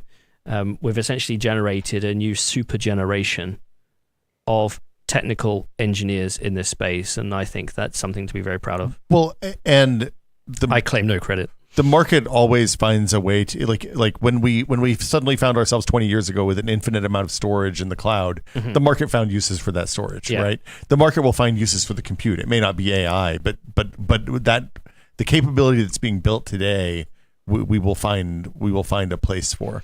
It's for I mean, not only NVIDIA, AMD, Intel. There's like 150 different AI startups, some of which I work with. I think some of your audience may know about Tens Torrent. That's the Jim Keller company. But there's also people like Grok. Grok makes a lot of noise. That's GROQ, not the Elon GROK. They're driving some of that passion into this space. I forgot your original question. The original question is how bad is the crash going to be when it comes when the AI stuff flames out? It's people keep asking me on the startup side, when are we going to see consolidation? When are we going to see consolidation? Because out of those 150 companies, I think in the last 2 years we've seen 1 die and 4 be acquired. Yeah. And people are expecting a lot more to die. And the thing is, people are doubling down more so often. So Grok just raised $600 million. I know a few companies that are also going to be in the 9-figure range. That's a lot of money. The thing is, it pales in comparison to the software investment. Well, that's true. So I track about $15 billion in hardware investment, and I know software is at least 3 to 5 to 10 times that. Wow. But chips is fun, yo. Yeah, chips is fun. Also, internet connections are fun. Are we back? Yeah, we are back. I promise I didn't fidge with it. I'm gonna have words with the new guy after the show. Yeah, we need to talk to this new guy. He doesn't know what the hell he's doing. We can't work under these conditions. Yeah, right. I keep forgetting the question, and every time I remember it, I get cut off because we go to a new question. So what I want to know is the weird confusion here. I'm going to ask this, even though this question is like from 10 minutes ago. Was it a mistake? Because to me, clearly, I spent a lot of time in the last 2 months testing Lunar, Snap, and all of them, right? Ryzen AI. I really felt like this was always about Apple. And then somehow Qualcomm wedged itself into the conversation. And then Microsoft, and I'm kind of with you, Ian, because I think Microsoft, not necessarily Microsoft, but I think Intel could have just simply ignored Qualcomm before, because they ignored them after the first attempt sort of fizzled out with 835, 6 years ago. It didn't really matter, but it feels like they had to play into it because Microsoft was here now, so they had to address it. The thing is, but I feel like they did succeed because I really, in my heart, I believe Lunar is a really, really strong competitor to Apple, and Ryzen AI has always been great, and I think is a good competitor to Apple as well. But obviously, there's issues with AMD apparently not being able to get enough chips into the OEM's hands. So I think that's a bit of a misnomer. AMD's mobile chips are some of the lowest margin parts they make. They'd much rather spend those wafers making AI chips, right? So that's just good business. Right, but I mean, they sort of have to, because like I think they normally could ignore it because they don't really move a lot, but it feels like they had to do something this time because everybody's pushing their chips in the table, right? So well, the thing is, so does that mean that it's an overreaction? As in they've countersteered a bit too much? Because for AMD or for Intel? Intel in doing the Qualcomm comparisons. Because, okay, I get it. They kind of half ignored Apple and then that bit them on the behind. But Apple is Apple. Qualcomm isn't. Right. Right. It's so... From a techie perspective, we should all be joyful that there is more competition, because competition breeds innovation, it breeds competitiveness, as long as it doesn't stifle it in any way with marketing funds. The thing is, you've got to kind of remove Microsoft out of the equation, because Microsoft has to work with everybody, right? You don't pee off. You don't pee off the operating system provider that provides your partners with cheap licenses, right? So but Microsoft is the one beast on the PC side that everybody's afraid of. You can't make them angry, right? So I'm not so sure that that's always the case, because if there's one partner that can really punch Intel in the face and have them not really do anything immediately, they'll probably say, "We'll come back and meet you in 10 years," but it feels like they can let them get away with it, because I don't think they really have to. I don't know. I don't think they really have to worry too much about it. I agree with you on that front, because Qualcomm, the CEO of Qualcomm, Cristiano Amon, he bought Nuvia, which is the team that designs the new Orion core in Snapdragon X Elite, for the sole purpose of kicking Intel in the behind. Right, Qualcomm has a history of gutting businesses that don't make any money for 3 years. They did it in server, and right now they're 4 years into that acquisition, and now this is the first chip. If it was under old Qualcomm management, it would have been gutted already. The timelines wouldn't have worked up. Given the timelines of chip development, that's crazy. How can they kill stuff after 3 years? Anyway. Yeah, no, I know. Okay. That's a discussion for another video. Yeah. So there's big impetus from Qualcomm side to go stick it to Intel, right, with Snapdragon X Elite. And we get that. That's actually great, because that, again, more competition. Thing is, under that model, the roof line, the maximum that Qualcomm could achieve with that model is only so high. What they've managed to get this time round is Microsoft grabbing them by the horns and pulling them up. Going from 1 or 2 OEM designs every generation to 22, to being the first partner supported on Copilot Plus, regardless of whether Copilot Plus is, delayed a little while or the features or good, yeah. Yeah. And that comes with it, the support with OEMs and the support with marketing dollars.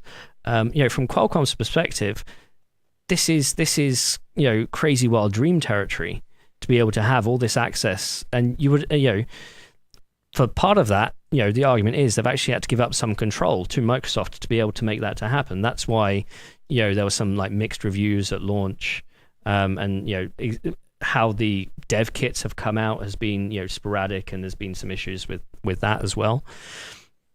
But from a Qualcomm perspective, that's a win. But if you again go to the Intel compare Qualcomm aspect, are they only doing it because Microsoft's pulled them by the horns and risen them to a new level? My question comes back to what I said before. Will Qualcomm stay at that level? And I think you're right. We should hope so, because then everybody benefits if they do. So go out, just buy it. Am I allowed to say that on this? You can say whatever you want. Your opinions or your opinions. I'm fine with. Oh no, I'm quoting Tom's Hardware. Oh. But why? We're not talking about journalism yet. I guess I have a song there. We've talked about it. We're coming with that album. Yeah. Coming with the album. Why does Microsoft make that choice to elevate? Why does Microsoft go for Qualcomm when there's flaws with the agility? Oh, you think that's it? Because they were the first to answer the call, pick up the phone? Because Qualcomm, given their position in the market, was more willing to contort in different directions to what Microsoft needed them to do. And Microsoft, like, is this still Microsoft chasing Apple 10 years after the unibody MacBooks came out and started eating their lunch, or is this a different thing? I think they looked at the timeline. So Lunar Lake originally was destined for Q1 25. It's been widely reported that they've pulled it in. Right, it's 4 or 5 months earlier than it was originally expected. They looked at the timeline of what AMD was doing with Strix Point. I'm sure that's been pulled in a little bit as well because of how Lunar has been aggressive and pulled in. And then looked at the timelines for Qualcomm and was like, well, where exactly are we going to fit in the timeline for this? And Qualcomm was the most aligned to be okay. So I mean, imagine if AMD and Intel weren't announcing Strix Point and Lunar until CES. Yeah. Right. Yeah, I don't think they'd have 22 designs on that stage, probably, right? Qualcomm wouldn't. No. So in that environment, if Qualcomm stays in the same timeline as it does now, it would have that 6-month advantage. And I think as a result of Microsoft just pushing AI PC, and then to the point about the trying to force an update cycle, both AMD and Intel have said, we need a piece of this. So they helped accelerate it as well. With Lunar, there was, obviously working with TSMC, and that helped a bit as well. So, and one thing I do want to point out, I'm not pooping on Qualcomm because actually, I've tested Snapdragon X Elite. I think it's actually a really, really good chip. It is. You just got to be able to live with, I can't install Google Drive on here. I can't run this. I can't run that. And they announced that it will be supported by end of year. Really? Google Drive for desktop. I'm knocking on some wood here. I don't think it's real wood, but we'll see. So the I guess 2 big announcements that they made at IFA was that there'd be some small additions to the SKU stack in Q1. So they're going to add in some more Snapdragon X Plus SKUs to fill out some of the price points in their portfolio. But the second one was on software support. Number one, more VPNs supported. Because that's been a contentious issue on the B2B side. That seems an important thing. Yeah. And the other one is that after, 6-7 years of Google absolutely refusing to build Google Drive for desktop on ARM, by end of year it's happening. Though that's Qualcomm reporting that Google is committed to it. So your mileage may vary based on Google time predictions. Well, I mean, I'm just kind of wondering what is driving that? Because we certainly did not demand. See that with you. Yeah. So you really think, and for people who don't know, B2B is business to business enterprise. It's basically what your company Commercial. buys you and that crappy laptop they usually get you. So yeah, these are not the crappy laptops they're getting you, but it's you look at businesses today and they're mainly focused around 3 platforms: Dropbox, Google Drive, and OneDrive. Yeah. Right? So you have to support all 3.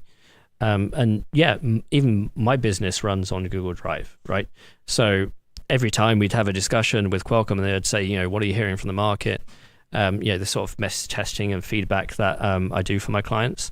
And the feedback was constantly, here are the B2B apps that you need to support in order to go after this business to, secure 10,000 units with John Deere or whatever.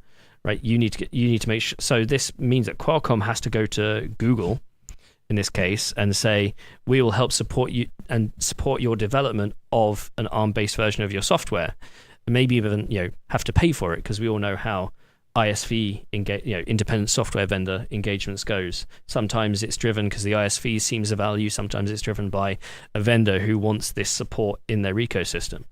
It kind of sounds like Google's being dragged kicking and screaming to do that support, but no, definitely vital. It's one of the main limitations I've had from adopting the platform, even before Snapdragon X Elite. I mean, it makes Google Snapdragon not running video games is a feature for John Deere, but Snapdragon not running Google Drive or VPNs, frankly, either one is definitely not a feature. Well, it wasn't VPNs total. I think they had 8 of the top 10 supported at launch. Yeah. It's just, everybody has their own preferred VPN. Well, I mean, you get your VPN when you get your router, and you're not going to change that. So, in my case, I get my VPN when a VPN sponsors something on my channel. Oh, there you go. Easy. That's all you need to do. do. Do you think though that it was what's driving this? Because frankly, the fact that Google's even like bothering to spend money, or somebody's spending money somewhere to have Google do this, and to actually see Adobe move, I mean, it's a bit shocking because if Apple does something, it feels like it's 50-50 chance that either it's because Apple's paying all the DevRel or Adobe's decided we can't ignore the Apple audience, right? It's just too big for their folks. Yeah. But like for Google to care, it's a bit of a shocker, I think. What do you think's driving that demand? I mean, that can't be B2B, can it? Yeah, I'm pretty sure it is. It's okay. Microsoft knows the numbers, and obviously with Qualcomm, again, to your point with DevRel, it's you take the top 1,000 B2B apps that people use and you play whack-a-mole to get them enabled and with full support, either native or emulated. I did speak to a Qualcomm higher-up engineer a couple of years ago, because this was all still going on back then, right, before even Orion was on the table, before Snapdragon X Elite was on the table. And they turned around and said, the problem isn't the emulation. The problem is that there's so many bad installers.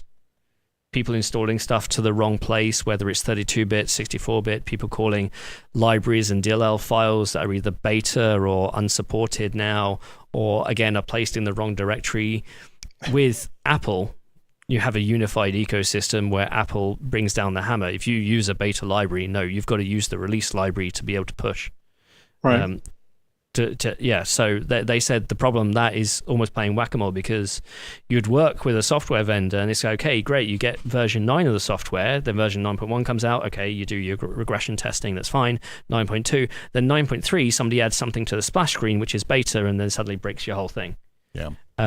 So it right now, because of that different ecosystem, not only is Qualcomm playing a game of whack-a-mole, but every update needs regression testing. Which is difficult. To your point about Adobe, though, I think Adobe likes the fact that they're always on the leading edge, right? And because Adobe's so big, everybody wants to partner with them, regardless of what direction the money is going. Because with the NPU or with Windows on ARM, Adobe's always been, one of the number one partners there, regardless. And people want to promote Adobe because Adobe's got massive reach. Mm-hmm. We were talking about using Adobe earlier. Mm-hmm. It's always the first question is, hey, does this support Adobe when somebody changes architectures, right? Yeah. Mm-hmm. Yeah. So no RISC-V support yet. Okay, so we've talked about Intel, we've talked about NVIDIA a little bit, we've talked about AMD some, we talked about Qualcomm. I mean, we should probably move on. Yeah, I feel like we probably should. We've talked a hour and a half. But it just sort of tells you how crazy. I mean, there's a lot to talk about. Frankly. Yeah, it's exciting talking about it. It's good because, frankly, the fact that people even want to talk about this stuff is a good thing for the PC overall. I think for everybody. So definitely. I mean, it's gone from kind of a snooze to being a really exciting corner of tech for the first time in a minute. So yeah. No, like I was legitimately I'm using an 8th gen laptop. What do you like? I'm like, okay, I really probably should upgrade this thing. Is it time to I was actually thinking I was going to use a Snapdragon X Elite part just to see what it's like. It's like, Lunar Lake, I'm legitimately impressed with. Do I do that? Do I do an M3 or M4? Whatever else come out, just to try something different? It's can I point out that when it was boring, everybody was complaining that we always got quad cores. Right? Quad cores with hyper-threading, so technically 8 threads. Lunar Lake has 8 threads. It's true. Yeah. But look, I'm it's not a rational market. No, I know that, but I'm just highlighting a small amount. I'm just thinking it's weird because I think they could have reverse launched it. Like, as somebody who knows, though, like Qualcomm could have launched a 4-core chip, and I think it were 6 cores or something, because it feels like 12 cores in their first launch chip was kind of nutty to go that high end on what is ostensibly a MacBook competitor. Qualcomm prides itself in showcasing its Halo credentials, right?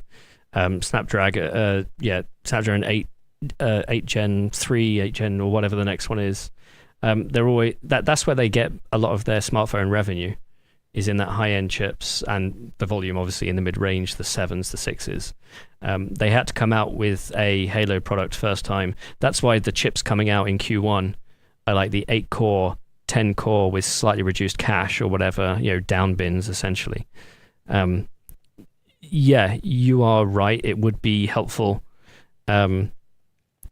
if Qualcomm wanted to go through that sort of education style, the Mendocinos, the Chromebooks. I mean, Qualcomm does Chromebooks. Yeah. Right? So if they wanted an Orion Chromebook, Qualcomm is having their tech summit, I think, here in a couple of weeks. Well, not here, in Hawaii. It'll be the first one I'm not going to because I need to renew my visa.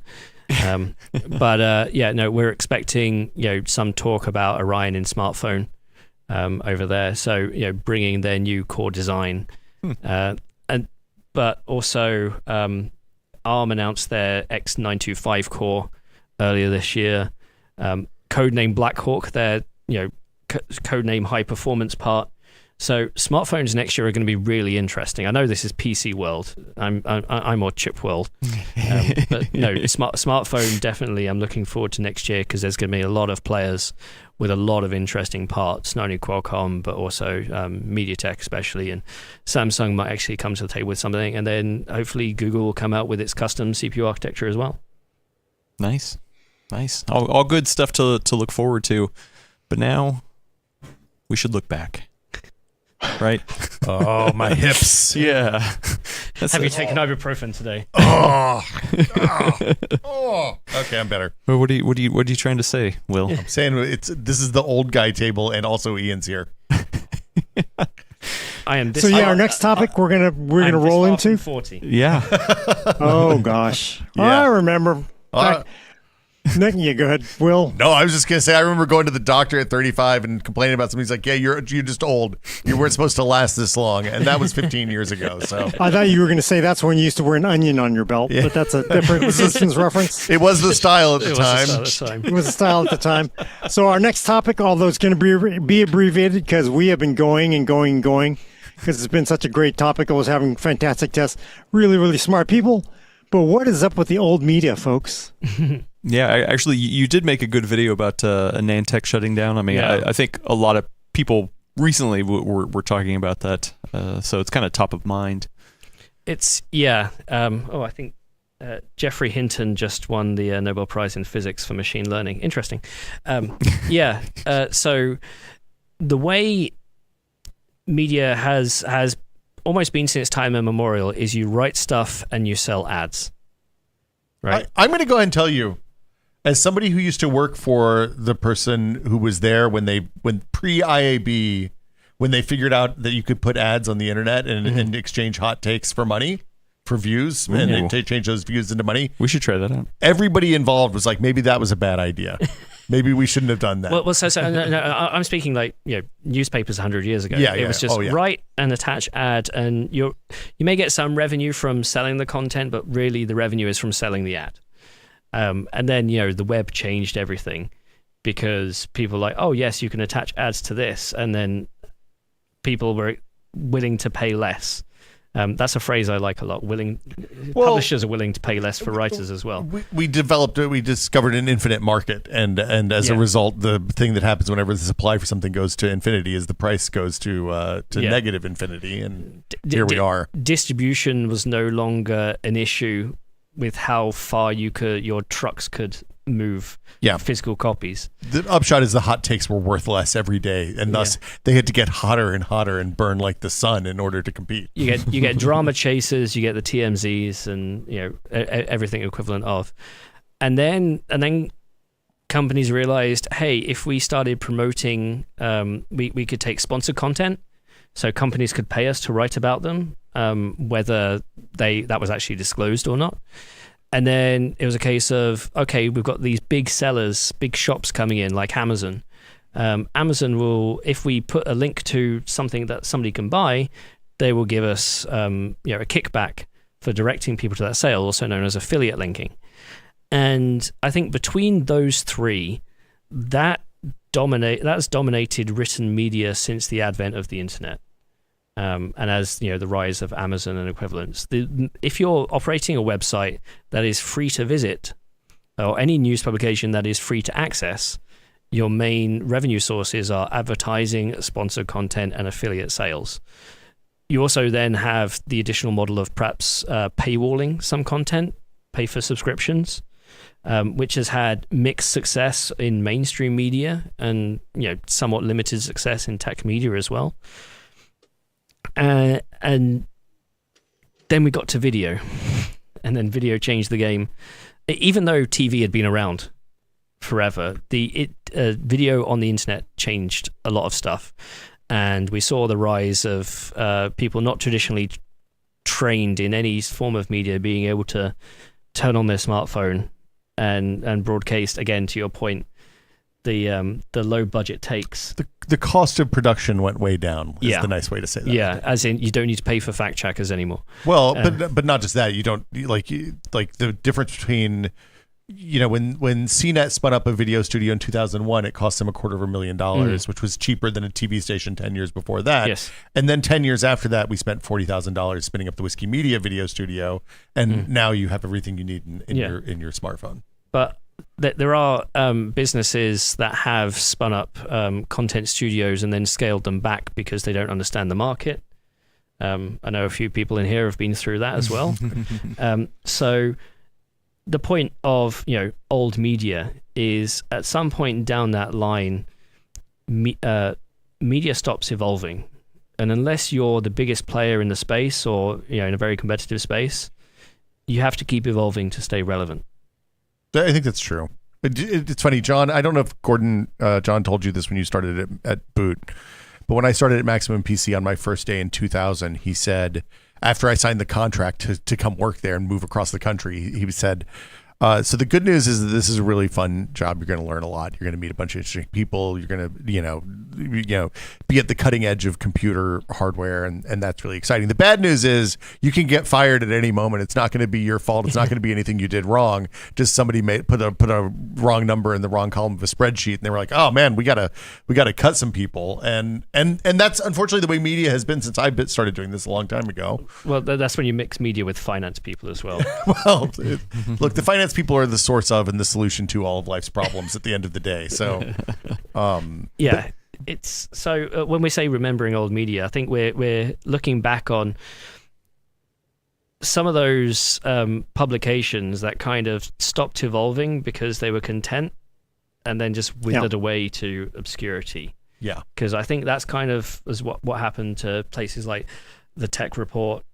And most recently Anantech, and or even before that, Shuck is Hardware, Ace is Hardware. Honestly, Wired has kind of declined, and from the moment that Wired was the face of a moment. It wasn't necessarily our moment in the hardware space, but it was a moment for the internet, and it's it is declined. Now it's tired. Yeah, is. It's become tired. But you look at Ars Technica, as you said, just went through a site redesign. To remain relevant. Verge has expanded heavily into video content alongside the written stuff. We're even getting to a point now where some content creators on YouTube are going back and creating written content as a supplementary, because it turns out that they're using written content for all their sources, and if all their sources disappear, for news, and there's also it's another angle. I mean, it's like Steve over at Gamers Nexus has started doing this, and I applaud it. It's interesting seeing a website with text on it that doesn't have a bazillion ads on it in 2024. But having that content there is incredibly useful. So that I think is a very new media take, and it's one that I gel with quite well, because I have one main business. Which is my consulting.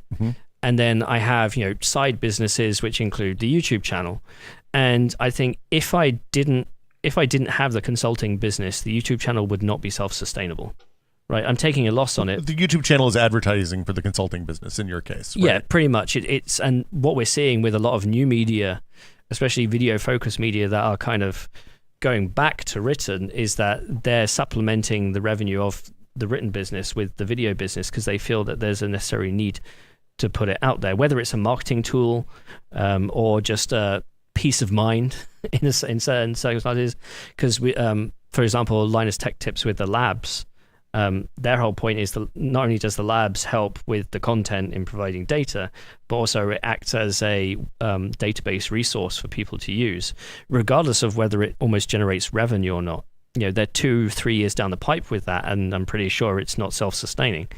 And one of the issues with old media, I find, is that they were always reliant on one passage of content. They weren't too keen on other things supporting other things for the sake of existing, especially as you get into more corporate structures, like I was at with Future or IDG. It's unless you have a business plan setting out what the revenue structure is going to be over the next 6, 12, 24 months, new projects were rarely supported. Whereas now with new media, especially independents, they can go do these things, with the hope that they will sort themselves out. Well, I'll take an example. On Anantech, we had a benchmark database called Bench. Mm-hmm. You can still go to it, anantech.com/bench. I spent hours and hours and hours updating all the results there for all the CPUs I tested. I think in 1 year I tested over 120 CPUs. And across all ranges of the product lines. Yeah, and 100 benchmarks on each because it was all an automated script. And I'd sit there putting in data or uploading data, how it was done, and I turned around to the business and I said, hey, this should be put front and center. We should put affiliate links on this thing. It should be linked all to our reviews, and we can add okay, so this is Cinebench for the top 20 x86 CPUs, but then we also list which ones have got an award or anything. And there was just no desire for that to become an affiliate product of Anantech, even though it was there already. Nobody kind of wanted to accept that there could be a potential revenue strategy because it was grandfathered into the business when it was acquired. Yeah. So unless I actually wanted to go out and provide a 6, 12, 24-month plan to do that, meanwhile still writing big articles, it's almost a job for somebody else. And again, right. I come back to the point where I say people are willing to pay less for their writers. Well, it's interesting for the Gamers Nexus model because Gamers Nexus started out, if I remember right, it started out as written content, like flat website, traditional. I think you're thinking of Hardware Unboxed with TechSpot. Was it? I thought for some reason he started with the site video too. First? Yeah. Okay. Yeah. So GN may have started with I think traditional flat content, and then got into video, and that kind of it's interesting now to see it kind of come full circle for them. But it's interesting that I don't know who else has actually done that successfully, or how many others have tried to even do that because it may not make sense. The thing is, doing the same piece of content twice is actually more than twice as difficult, I find. Yes, it's way worse. It was way worse. It's because there were when I was still working in Antec, but I still had my YouTube channel, there'd be some pieces of content I did for both. Turns out once you've written a story for one, you have less desire to do a video for the other, unless somebody else is doing it, or you have somebody on staff doing it. Right. Because I've already done this damn thing. Yeah, I'm not going to do this a third time now. It's kind of crazy. Yeah. It feels like yeah. Over and over and over again. And by the way, I don't know. We did talk about this earlier, but if you go to Tech Potato, please go to Ian's channel. He has a great video called "The Nantech is Closed." It's a very heartfelt, and I really like. When I watched the video, and I was like, God, it's just like. It just kind of like it brought that sadness. It just made me sad, I think everybody was like very sad over that whole thing.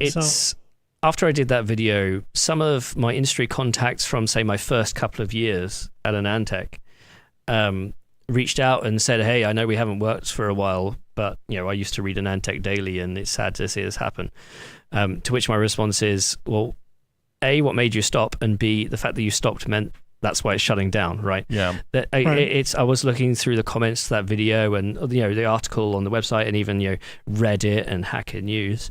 A lot of people saying it used to be my daily. I used to go there every day. It used to be like my top 6 websites I'd open in the morning, and then I stopped going when Anand left, or I stopped going once the frequency reduced, and there was no business model in place to recoup that lost traffic.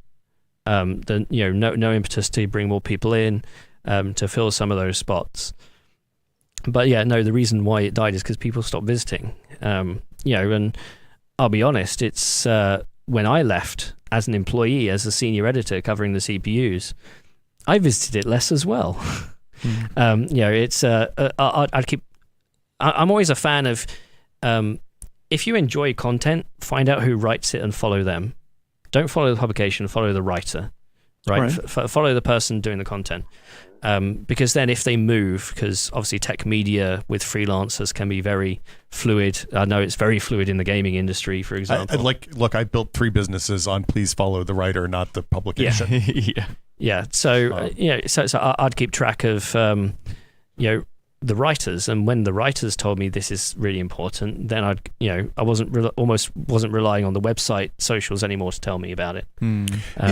It's so the interesting thing about the whole space the market is in, though, is that it's the publications that are shifting with the times, and you can overshoot that. Like the people who pivoted to video real hard in 2012, a lot of them suffered, right? Yes. But at the same time, finding a mix of content. I also hate content as the word for the thing that we produce here. Now is finding that mix and finding a way to continue making money without compromising your standards and without changing the tone and tenor of what you produce, and engaging the old audience while growing the audience and bringing new people and being inclusive and bringing new people into these spaces is incredibly important. It's do you know Tom Scott on YouTube? Yeah, of course. Fairly famous YouTuber. I think he's like semi-retired now. He just pulled the ripcord like 6 months ago and said, "I'm not doing this anymore." It's awful. I followed him for a while, but then his content got very samey for me, and I stopped following him. But one thing he said will stick with me, and that's essentially you have to keep, especially for independents. It's a bit different for PCWorld, but ideally you should keep pivoting, because as your scope of interest changes slowly over time, you will bring in new people. Right? Some people will stay if you go outside the scope of their interest because they like you. And so as a result, over time, you will lose people because you go so far outside the scope of interest that it, like I said with Tom Scott, eventually got so far out of my scope of interest, I eventually unsubscribed. But that's a surefire way to keep growing, is to continually adjust your sphere of interest. Well, PCs have evolved. Right? What is computing has evolved. Yeah. Right. So now I'm speaking a bit more about AI. I dabbled a bit in quantum computing. I'm very much invested in semiconductor manufacturing, and that's continually evolving as well. Instead of looking at what's retail, look at what's research. So I feel that if we look at the big, or at least the popular new media, they've kind of embraced that. They know that it's not always talk about what chassis has the best cooling for your PC. It's about this cooling company that has shafted customers for millions of dollars, right? It's that mix of content, and you do what feels right. Well, that's the thing, Gordon. Hey, this PC company has screwed over millions of customers. Is the thing Gordon's been doing for as long as I've known him. About that, right? For the old Watchdog, I used to do the Watchdog column at Maximum PC, along with someone I'm not gonna call out, but went corporate many years ago, as he was very smart to do. But yeah, but, you know who you are. Oh, there's also the money aspect. Well, but it's figuring out how to get. Look, we used to always rant about the people who sold out and went to Apple or Intel or whoever. I think that there's I'm a sellout. I went to everyone. That's the much smarter approach, I think. But it's interesting. It's interesting. Like, if you don't figure out a way to get paid so that you can continue producing a piece of content, producing the thing that you do that people like that you do, then it's not going to. You don't serve that audience because you won't be able to do it indefinitely if you don't get paid. Also, what you need between ages 20 and 25 are different to 25 and 30 and 30 to 35. Yeah, right? You have to have people have children. They partner up. You have to provide. If you are okay with 30,000 at age 20. Maybe at age 35, that's not what you're wanting to work for. It's not going to be enough money, it turns out. No, absolutely. Yeah. Especially in this economy. But I think the other thing that I get a lot, having left publications that I've been lucky. Each job that I've had has been better than the one that came before, which is an unusual path, I think. I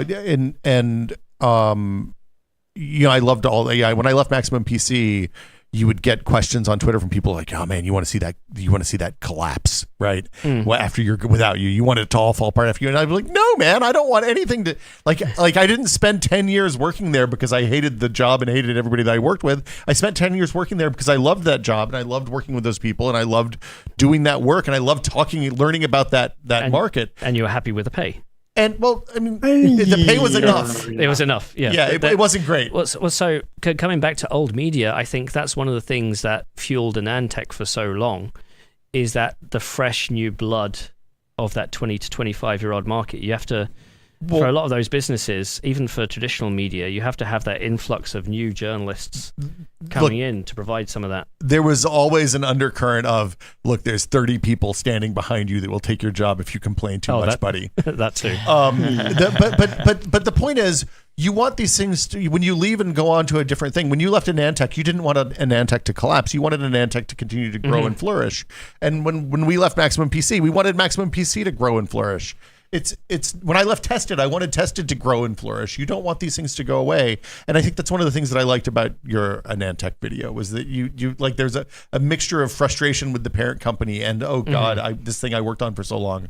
Of course I wanted it to continue and I wanted it to be there. The first thing I did when I heard it was closing, because I did get a bit of a heads up before the announcement was made, is I asked people, can you archive this? Yeah. Right, immediately. And to be honest, when the announcement was made, the amount of comments that there was even a Reddit thread on on Data Hoarder. Can people back up AnandTech so we have access? Because there are people who will go and find TNT data from that era and pull it out. Unfortunately, when you've only got one person doing that a month, it's not a sustainable business model. Yeah, but it's still good to have the data there. When I do the what was happening in PCWorld this month shorts on the PCWorld YouTube channel, AnandTech is a TikTok. Regular stop. Oh, and TikTok. yeah, we have TikTok now. PCWorld on TikTok. Talking about pivoting, TikTok, yeah. You're a content creator now, Will. I've been a content creator for a long time, Gordon. We all have. So that's the thing. I consider TikTok new media. I don't necessarily think it's necessarily the platform for tech content. As in self-sustaining tech content, I should point out. I think one of the things that stops people from pivoting to new media is I've done this for so long this way, why should I do it anyway different? We are getting older.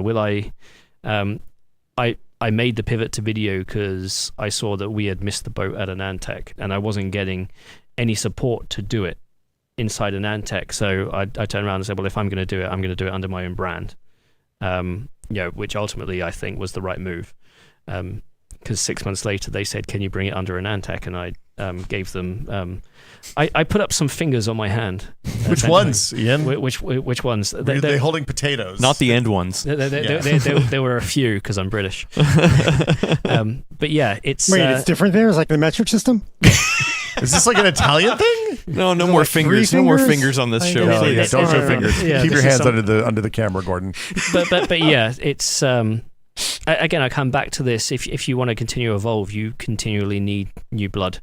Whether that's through lots of people applying for positions in traditional media, or just simply the cost metrics of having a self-sustaining business model.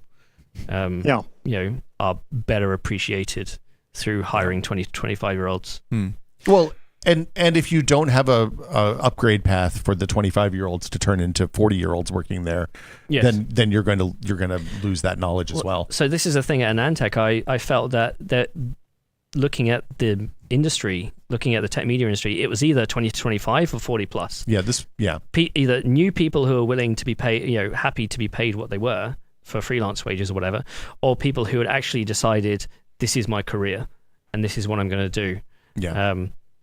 It's that if you're in that middle, you were in limbo, because either do you cut the rope, or do you soldier ahead and accept that that's your future? Well, and that was the fight we always had at Future, was that there were two seats at the table for people who had technical expertise. Yeah. And everybody else had to go find a job in PR at another publication. And then Future decided technical expertise wasn't worth keeping. Well, it turns out. Yeah.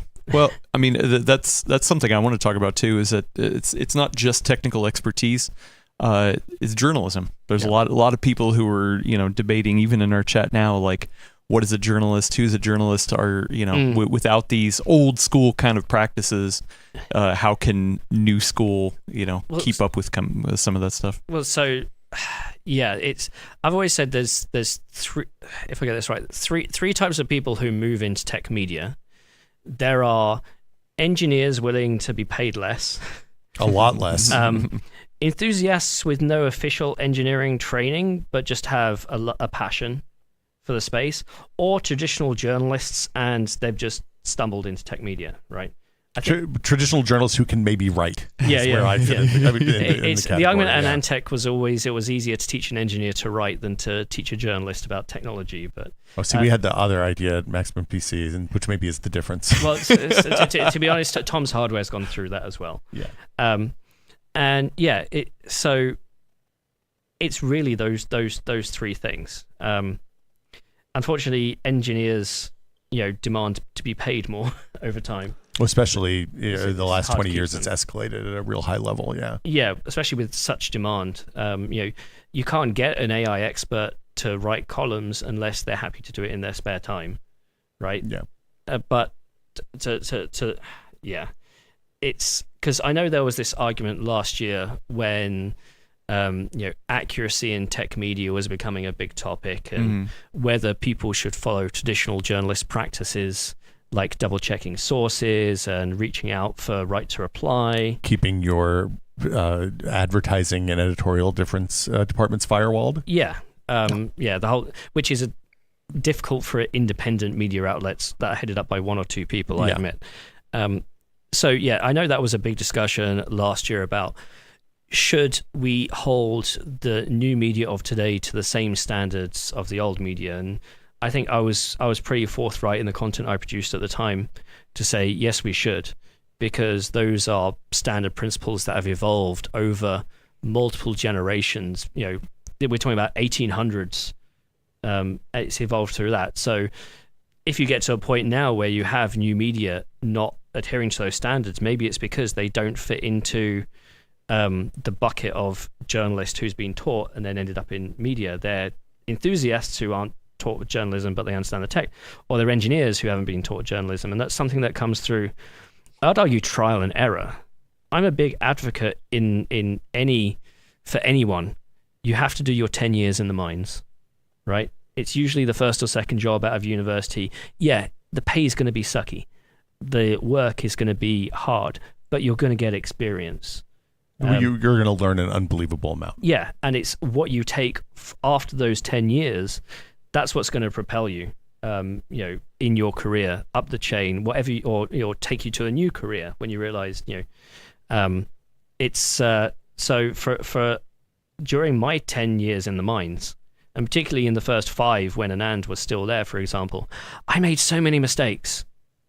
Whether it's data on a graph, whether it's misinterpreting what somebody said, whether it's I did a substantial number of mea culpas and retractions in that time. Jumping to conclusions. Well, it's at least a couple of big launches. I turned around and I ended up clicking on something that was, half complete or not a well-formed thought, or I'd missed this big news that had happened 2 days ago because I was stuck with my head down and we didn't have the resources to say, excuse me, did you consider this? Everybody needs to go through that. The thing is, I still do it today, right? I still get stuff wrong today. I went on a podcast about Tesla's AI chip earlier this year. It completely passed me, and I gave the impression that the project was, near dead because we hadn't heard anything about it for 2 years. Turns out a couple of months prior, they had announced that they were building a new facility in Buffalo to house one of the systems. So it kind of made the rest of the podcast pointless for the person who was recording it. Speaking it, I was giving my, is Tesla's AI chip still alive? And that was a 2-hour podcast as well. And I'd shown my idiocy in the first 10 minutes. It still happens, and it's still going to happen. The question is whether I guess, to a certain extent, is how much should we criticize other people for doing it? And I think it depends how forthright people appear when they're making those conclusions, right? And how willing they are to accept that if they are wrong, either from a community perspective or from an accuracy perspective, how they adapt to that. And it's how you respond in those moments that define your career in tech media as a journalist or as a content creator or as an influencer or as an investigative journalist, right? I've seen people who have had, who have actively campaigned against the crap their peers put out, to only, be criticized for their own work, but then come out as a fresh rose and have grown substantially from that, right? Yeah. It's that I will say one thing. Sorry, Gordon. Old media, written media, is very combative. They don't like to sit next to each other at a press conference. They don't really talk to each other. They don't share stories. It's only if you have like an existing relationship with that person because you used to work together, but even then, you don't really talk shop. In the new media space, especially in video, it's so collaborative. I mean, I'm here. You've had so many people on The Full Nerd. We get together at events. We're happy to talk. We talk shop. We know that we have differences in experiences. There are some people in new media who don't do that. They don't speak to anyone. They shy, or they only speak to people who they trust. Right. So we are evolving. Well, and there really are, there are outlets that had a reputation for just being, a-holes to everybody, right? They were just like, I don't know, this is like something about like, they were just like pit bulls. Just put them, they would just all be growling at each other. And oh, you mean Daily Tech and... What? No. So many. I'm not naming any names. There's always somebody who's yelling at somebody, and it does. It's it's more cordial. I will say, which is what I appreciate. Yeah. I mean, there have been websites, who invest in leaks, and I'm like, I don't really like that. But then they pivoted to more, actual real world stuff, and then I was like, oh yeah, no, they're actually not bad. And then I saw that they used my content without quoting at me. I'm like, no, they're still bad. It's all kinds of people are in this space. I'd argue that from an old media perspective, we're losing people. We're losing too many people. I know from the Anantech side, Gavin, who kind of took over my motherboard and CPU content, he's actually got some work with the Register now. Oh. Nicole Hemsoth, who runs the team over there or is part of the team over there, she announced that. Ryan is still having some R&R. Well deserved. Yeah, I think it was a case of, I've been doing this now for 15 years. Let's sit back, reevaluate my options and see whether I want to stay in media or go corporate or whatever. It's a shame. I remember when he got the job of editor-in-chief, he basically turned around and said, "This is my dream job. I never want to leave." And the rug got pulled out from under him, which is a shame. But yeah, it's positions in media, especially big corporate media, are dwindling as well, availability. So right, it's a change. I mean, the world is rapidly changing for everybody every week, every month, and everybody gets to read the headlines and see how dismal things seem sometimes. So and then how much of it is written by AI? Well, but and then the other. We don't. I don't. That's a whole other podcast. It is. The one thing I will say is that the opportunity for especially younger people starting out to go indie at an earlier level is there in a way that it wasn't 10 or 15 years ago. Really, I mean, the stuff that you're doing, like I know a ton of people who are doing newsletters and podcasts and build your portfolio. Yeah, like a coder. Yeah, a coder. Sometimes you'll get you're going to a job interview and it'll be like, let's see your GitHub update frequency. It's a stupid metric, I know, but it is like a one point in the sand. So you can go and say, this is all the stuff I've written, even if it's for your own stuff, or these are all the videos I've recorded, because it showcases your willingness to put up with mundane tasks.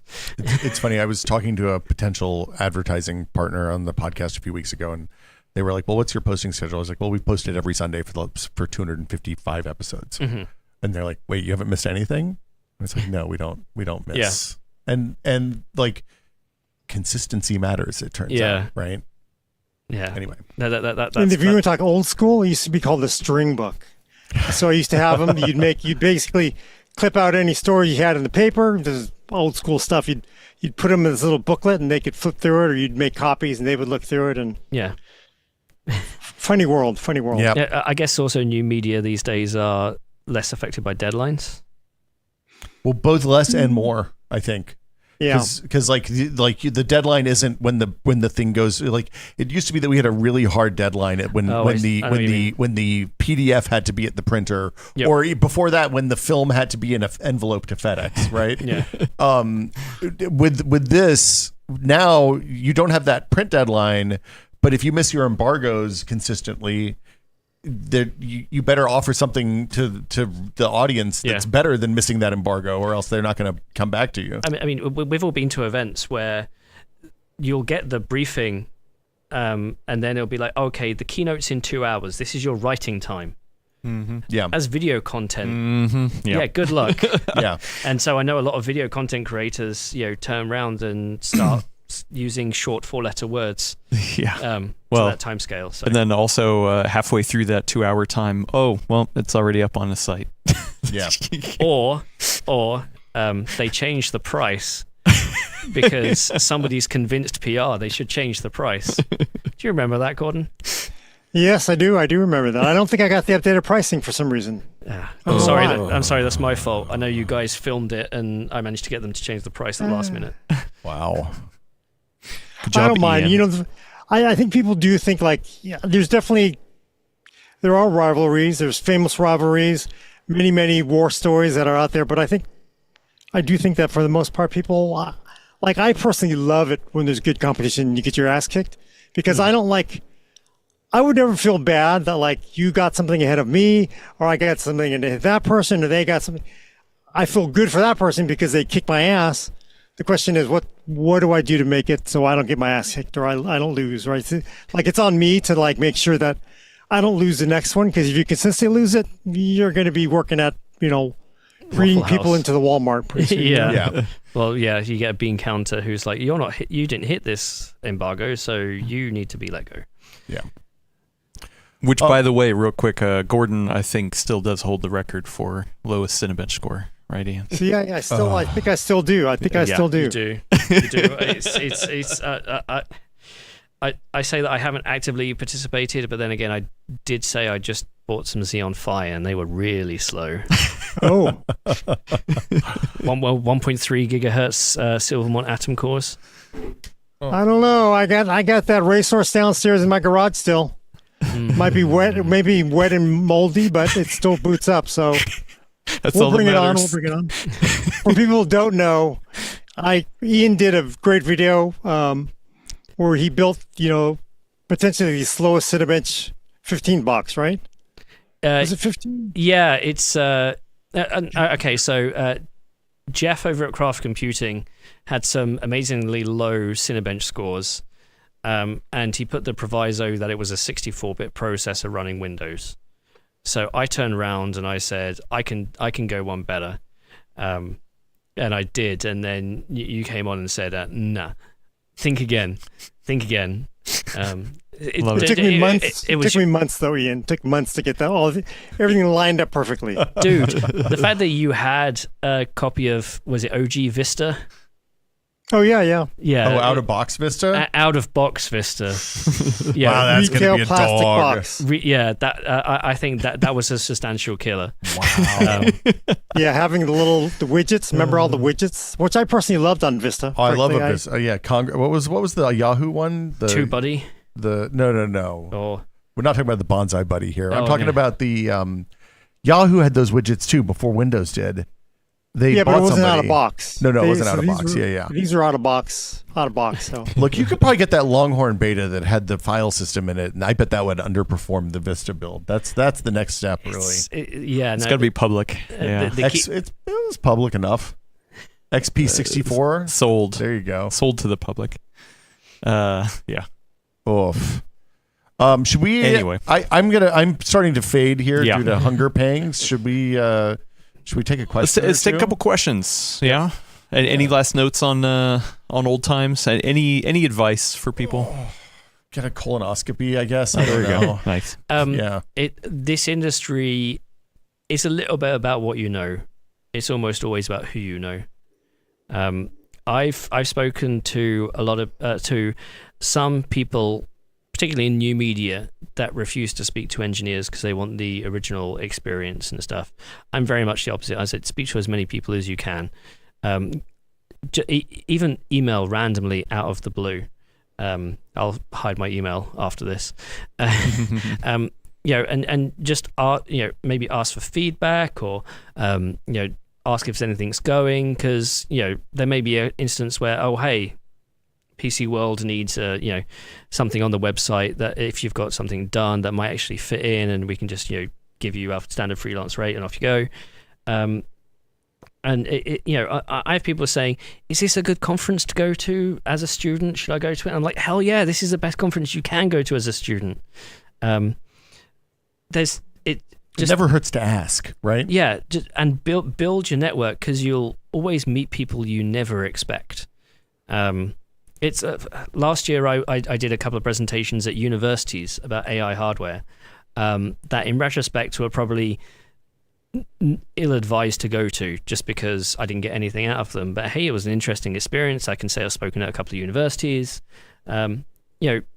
Opportunities are abound, but you can't be anxious almost. And I know we're in a tech community, so there are a lot of anxious people. Just click send. You never know what you're going to get. The other thing I tell people who are starting out is always the lower your expenses, the more opportunities that affords you. So when you're young and you're starting out, avoid saddling yourself with a bunch of debt. Make sure you have, that lets you take chances that you wouldn't be able to take otherwise, right?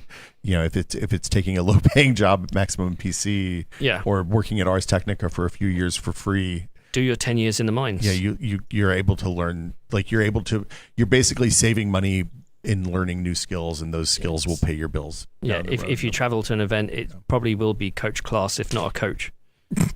Or outside the plane too. Outside the plane is an option for some people. You've flown Ryanair.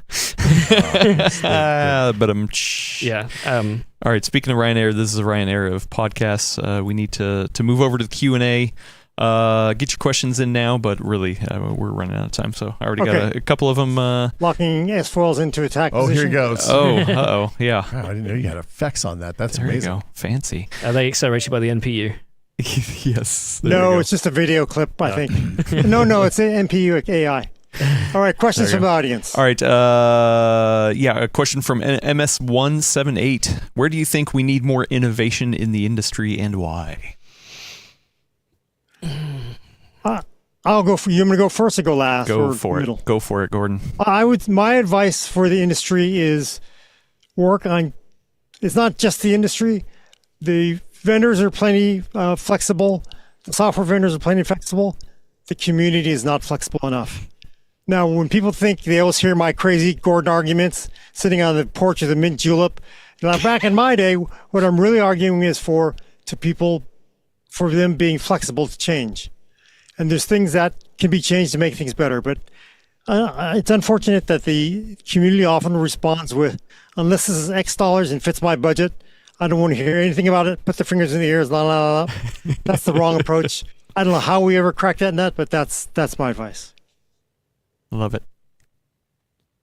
I think what Gordon said is right. I think the other thing I would say, especially in a community that tends to be dominated by grumpy old men, you got to bring more people in, or else the community won't exist in 10 years. Like, you got to make it grumpy old white men. Yeah, I mean, look, I talked to enough grumpy old white men. I'm good. But you need more people coming in. You need young people coming in that are interested. And if it's a thing. Funnily enough, I was at a Kevin Smith talk at Comic-Con years ago, and it was the year that all the Twilight fans came to Comic-Con for the first time. And Kevin Smith said, "Look around. Like, yeah, there's a bunch of teenage girls here, and it's a little bit annoying now."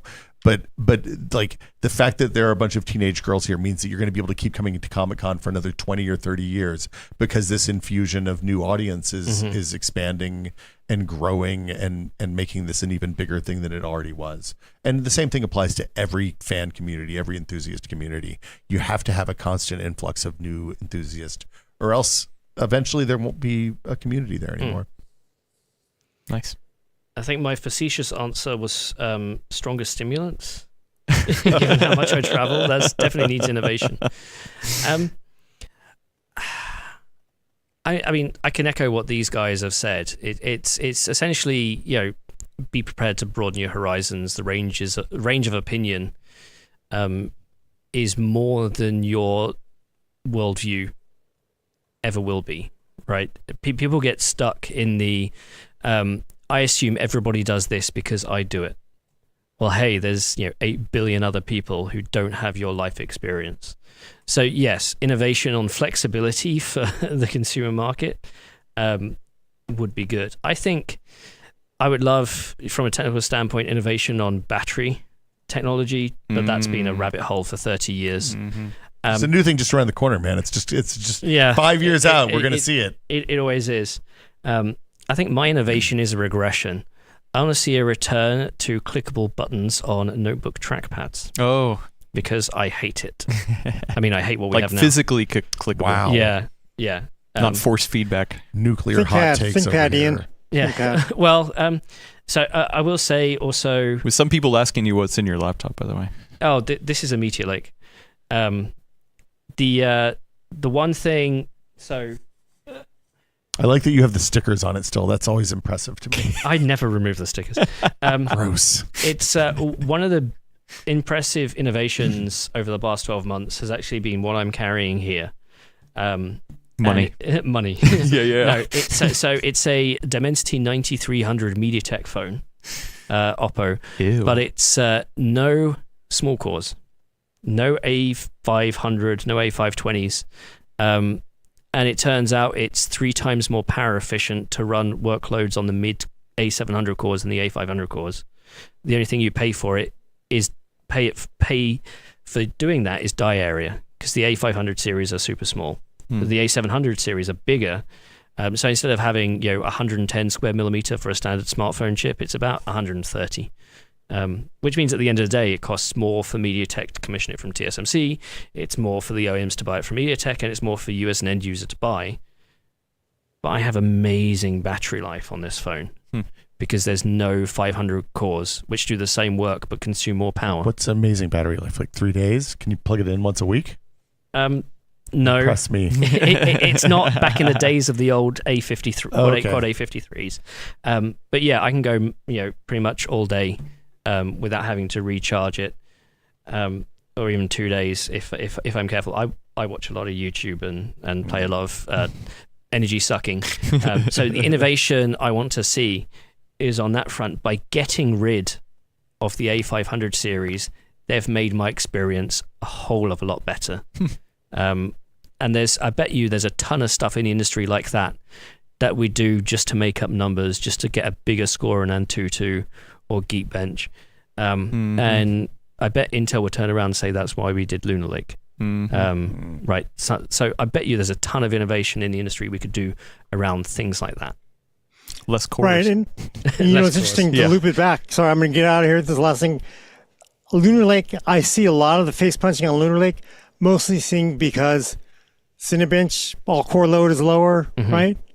Or not really that much faster than some Meteor Lake versions. And Snapdragon and obviously Ryzen AI has their number 2 on multi-core. But is that really why you're buying some of these laptops? You're not really buying it to do 3D modeling, I don't imagine. So. Yeah. So let's stop chasing some arbitrary numbers and actually care about the experience. Wait, are you saying the bigger bar isn't better? I don't know. Well, it is. We can't say that. I know you can't see it, but that's what I'm just. Yes. Again, I'm arguing we need to be flexible at some of these things. The bar isn't a one-dimensional thing; it's a multi-dimensional rhombohedron thing. Okay. So you're saying like it's a Torment Nexus / You move one variable and 3 get worse. Yeah, okay. That sort of thing. Nice. Very good. Nice. A couple more questions, and then we'll get out of here. Who is this? Friend of the show, Datus asks, Gordon, you turned off your targeting computers. Everything okay? Yeah, everything's fine. Okay, Everything's fine. Oh, wait, that's a different line from a different part of Star Wars. No problem. How's your day going? Okay. One other last actual computer or question about computers from Will Smith. Maybe the Will Smith is in the chat here. What's the deal with the spruce pine quartz mining? Is the damage from Helen going to impact global chip supplies? Yeah. So he said yes. All right, moving on. Okay. We can wrap it up. Great show. Yes, good yes, show. I understood the question. Yeah. So there was most of the timing that we think of today as in generating the frequency signal in computers is done by quartz. So quartz is a piezoelectric material, which means that if you apply pressure or voltage, it starts to vibrate at an electrical frequency. And we use that to manage our bus clocks and all any sort of I/O, USB, Wi-Fi, wireless in smartphone. Tons of systems inside your computer need a consistent clocking support, and that's provided by quartz. It's an industry that's being overtaken a little bit by silicon-based timing, microelectrical mechanical systems, these sort of very small things that can actually manage time a bit better, but they're a little bit more expensive. I could go into that just because I have a new client based on that who is trying to take over that industry. But quartz is a very old school way of doing timing. It's like 70 years old. Yeah, I had a quartz watch in the 70s. Yeah, but we could take some motherboards back here and some GPUs, and they likely also use a ton of quartz timings to do it. The thing is, with quartz, you mine it, and then it is a precision technique, but you're literally shaving bits off and polishing it to get to the right frequency and to get the right response and to get the spruce pine is a high quality quartz mine where some of this stuff comes from, and it's in an area which obviously has a lot of industry and development around this stuff as well. The thing is, it's not the only place in the world that does it. Okay. Most of the quartz companies are actually Japanese. So there are other sources in Asia for this stuff to come from. So while it may cause immediate local supply constraints, it's not a big thing. Everything's cool then. Yeah, it's but yeah, the way they make quartz crystals and quartz timing is considerably very old school. It's one of the few things in a modern PC, in a modern system, or even in a smartwatch that still hasn't been upgraded to be siliconified, and that is currently in the process. Do you remember back with I think it was the iPhone 4 had the issue with helium? Yeah. And it would cause the phone to fail. That was like a very early version of this silicon-based timing. It wasn't completely airtight. They had, getting helium in caused the frequency of the signal to fluctuate enough that it would cause the system to fail. Crash, yeah. That was fixed like within a week of that happening. So that's no longer an issue for people wondering if this is still a thing. But yeah, it's interesting on microcontrollers. A lot of times, you like old Arduinos, you'd have to, if you wanted a real-time clock on that, you'd have to put a secondary chip on. Yeah. That had the quartz clock to maintain adequate timing, because the clocks on the Arduino would vary pretty significantly over even a really short period of time, like 60 minutes. Now imagine having the timing device just built into the microcontroller. That sounds nice. Or next to it. Sounds a lot easier. Yeah, it's a lot more programmable, adjustable. It's less susceptible to environmental conditions like helium. Nice. Yeah. So. Okay. So you know what else is less susceptible to environmental conditions? Lunchtime. Lunch sounds good. All right, I'm gonna us out get of this. here. Yes. We're ready. Take us out. Take us out. Unfortunately, I don't have the Death Star sequence, but check back next week for your fix of PC Talk on the Full Nerd. For all the audio listeners, subscribe to us on iTunes, Pocket Cast, or Spotify. And if you do, maybe next week I'll have the Death Star sequence blowing up. Maybe I can do that. Send questions and comments to thefullnerd@PCWorld.com. Thanks for coming. I'm here with Will Smith. Bye, everybody. Dr. Ian Cutress, Tech. Go over and subscribe and like on his channel. Great stuff. Watch that a non-tech video. Catchphrase. said here. And Adam Patrick Murray is going to hit the off switch. Hey, thanks everyone, for going through this first show with me at the Verticals and Horizontals. I promise to learn more next time. So until then, hang tight and have one of those Oreo Cokes. We'll talk to you later. Bye. Oh, God. Oh, and I muted the output. So, whoops. There, whatever. Okay. Yeah. Ah.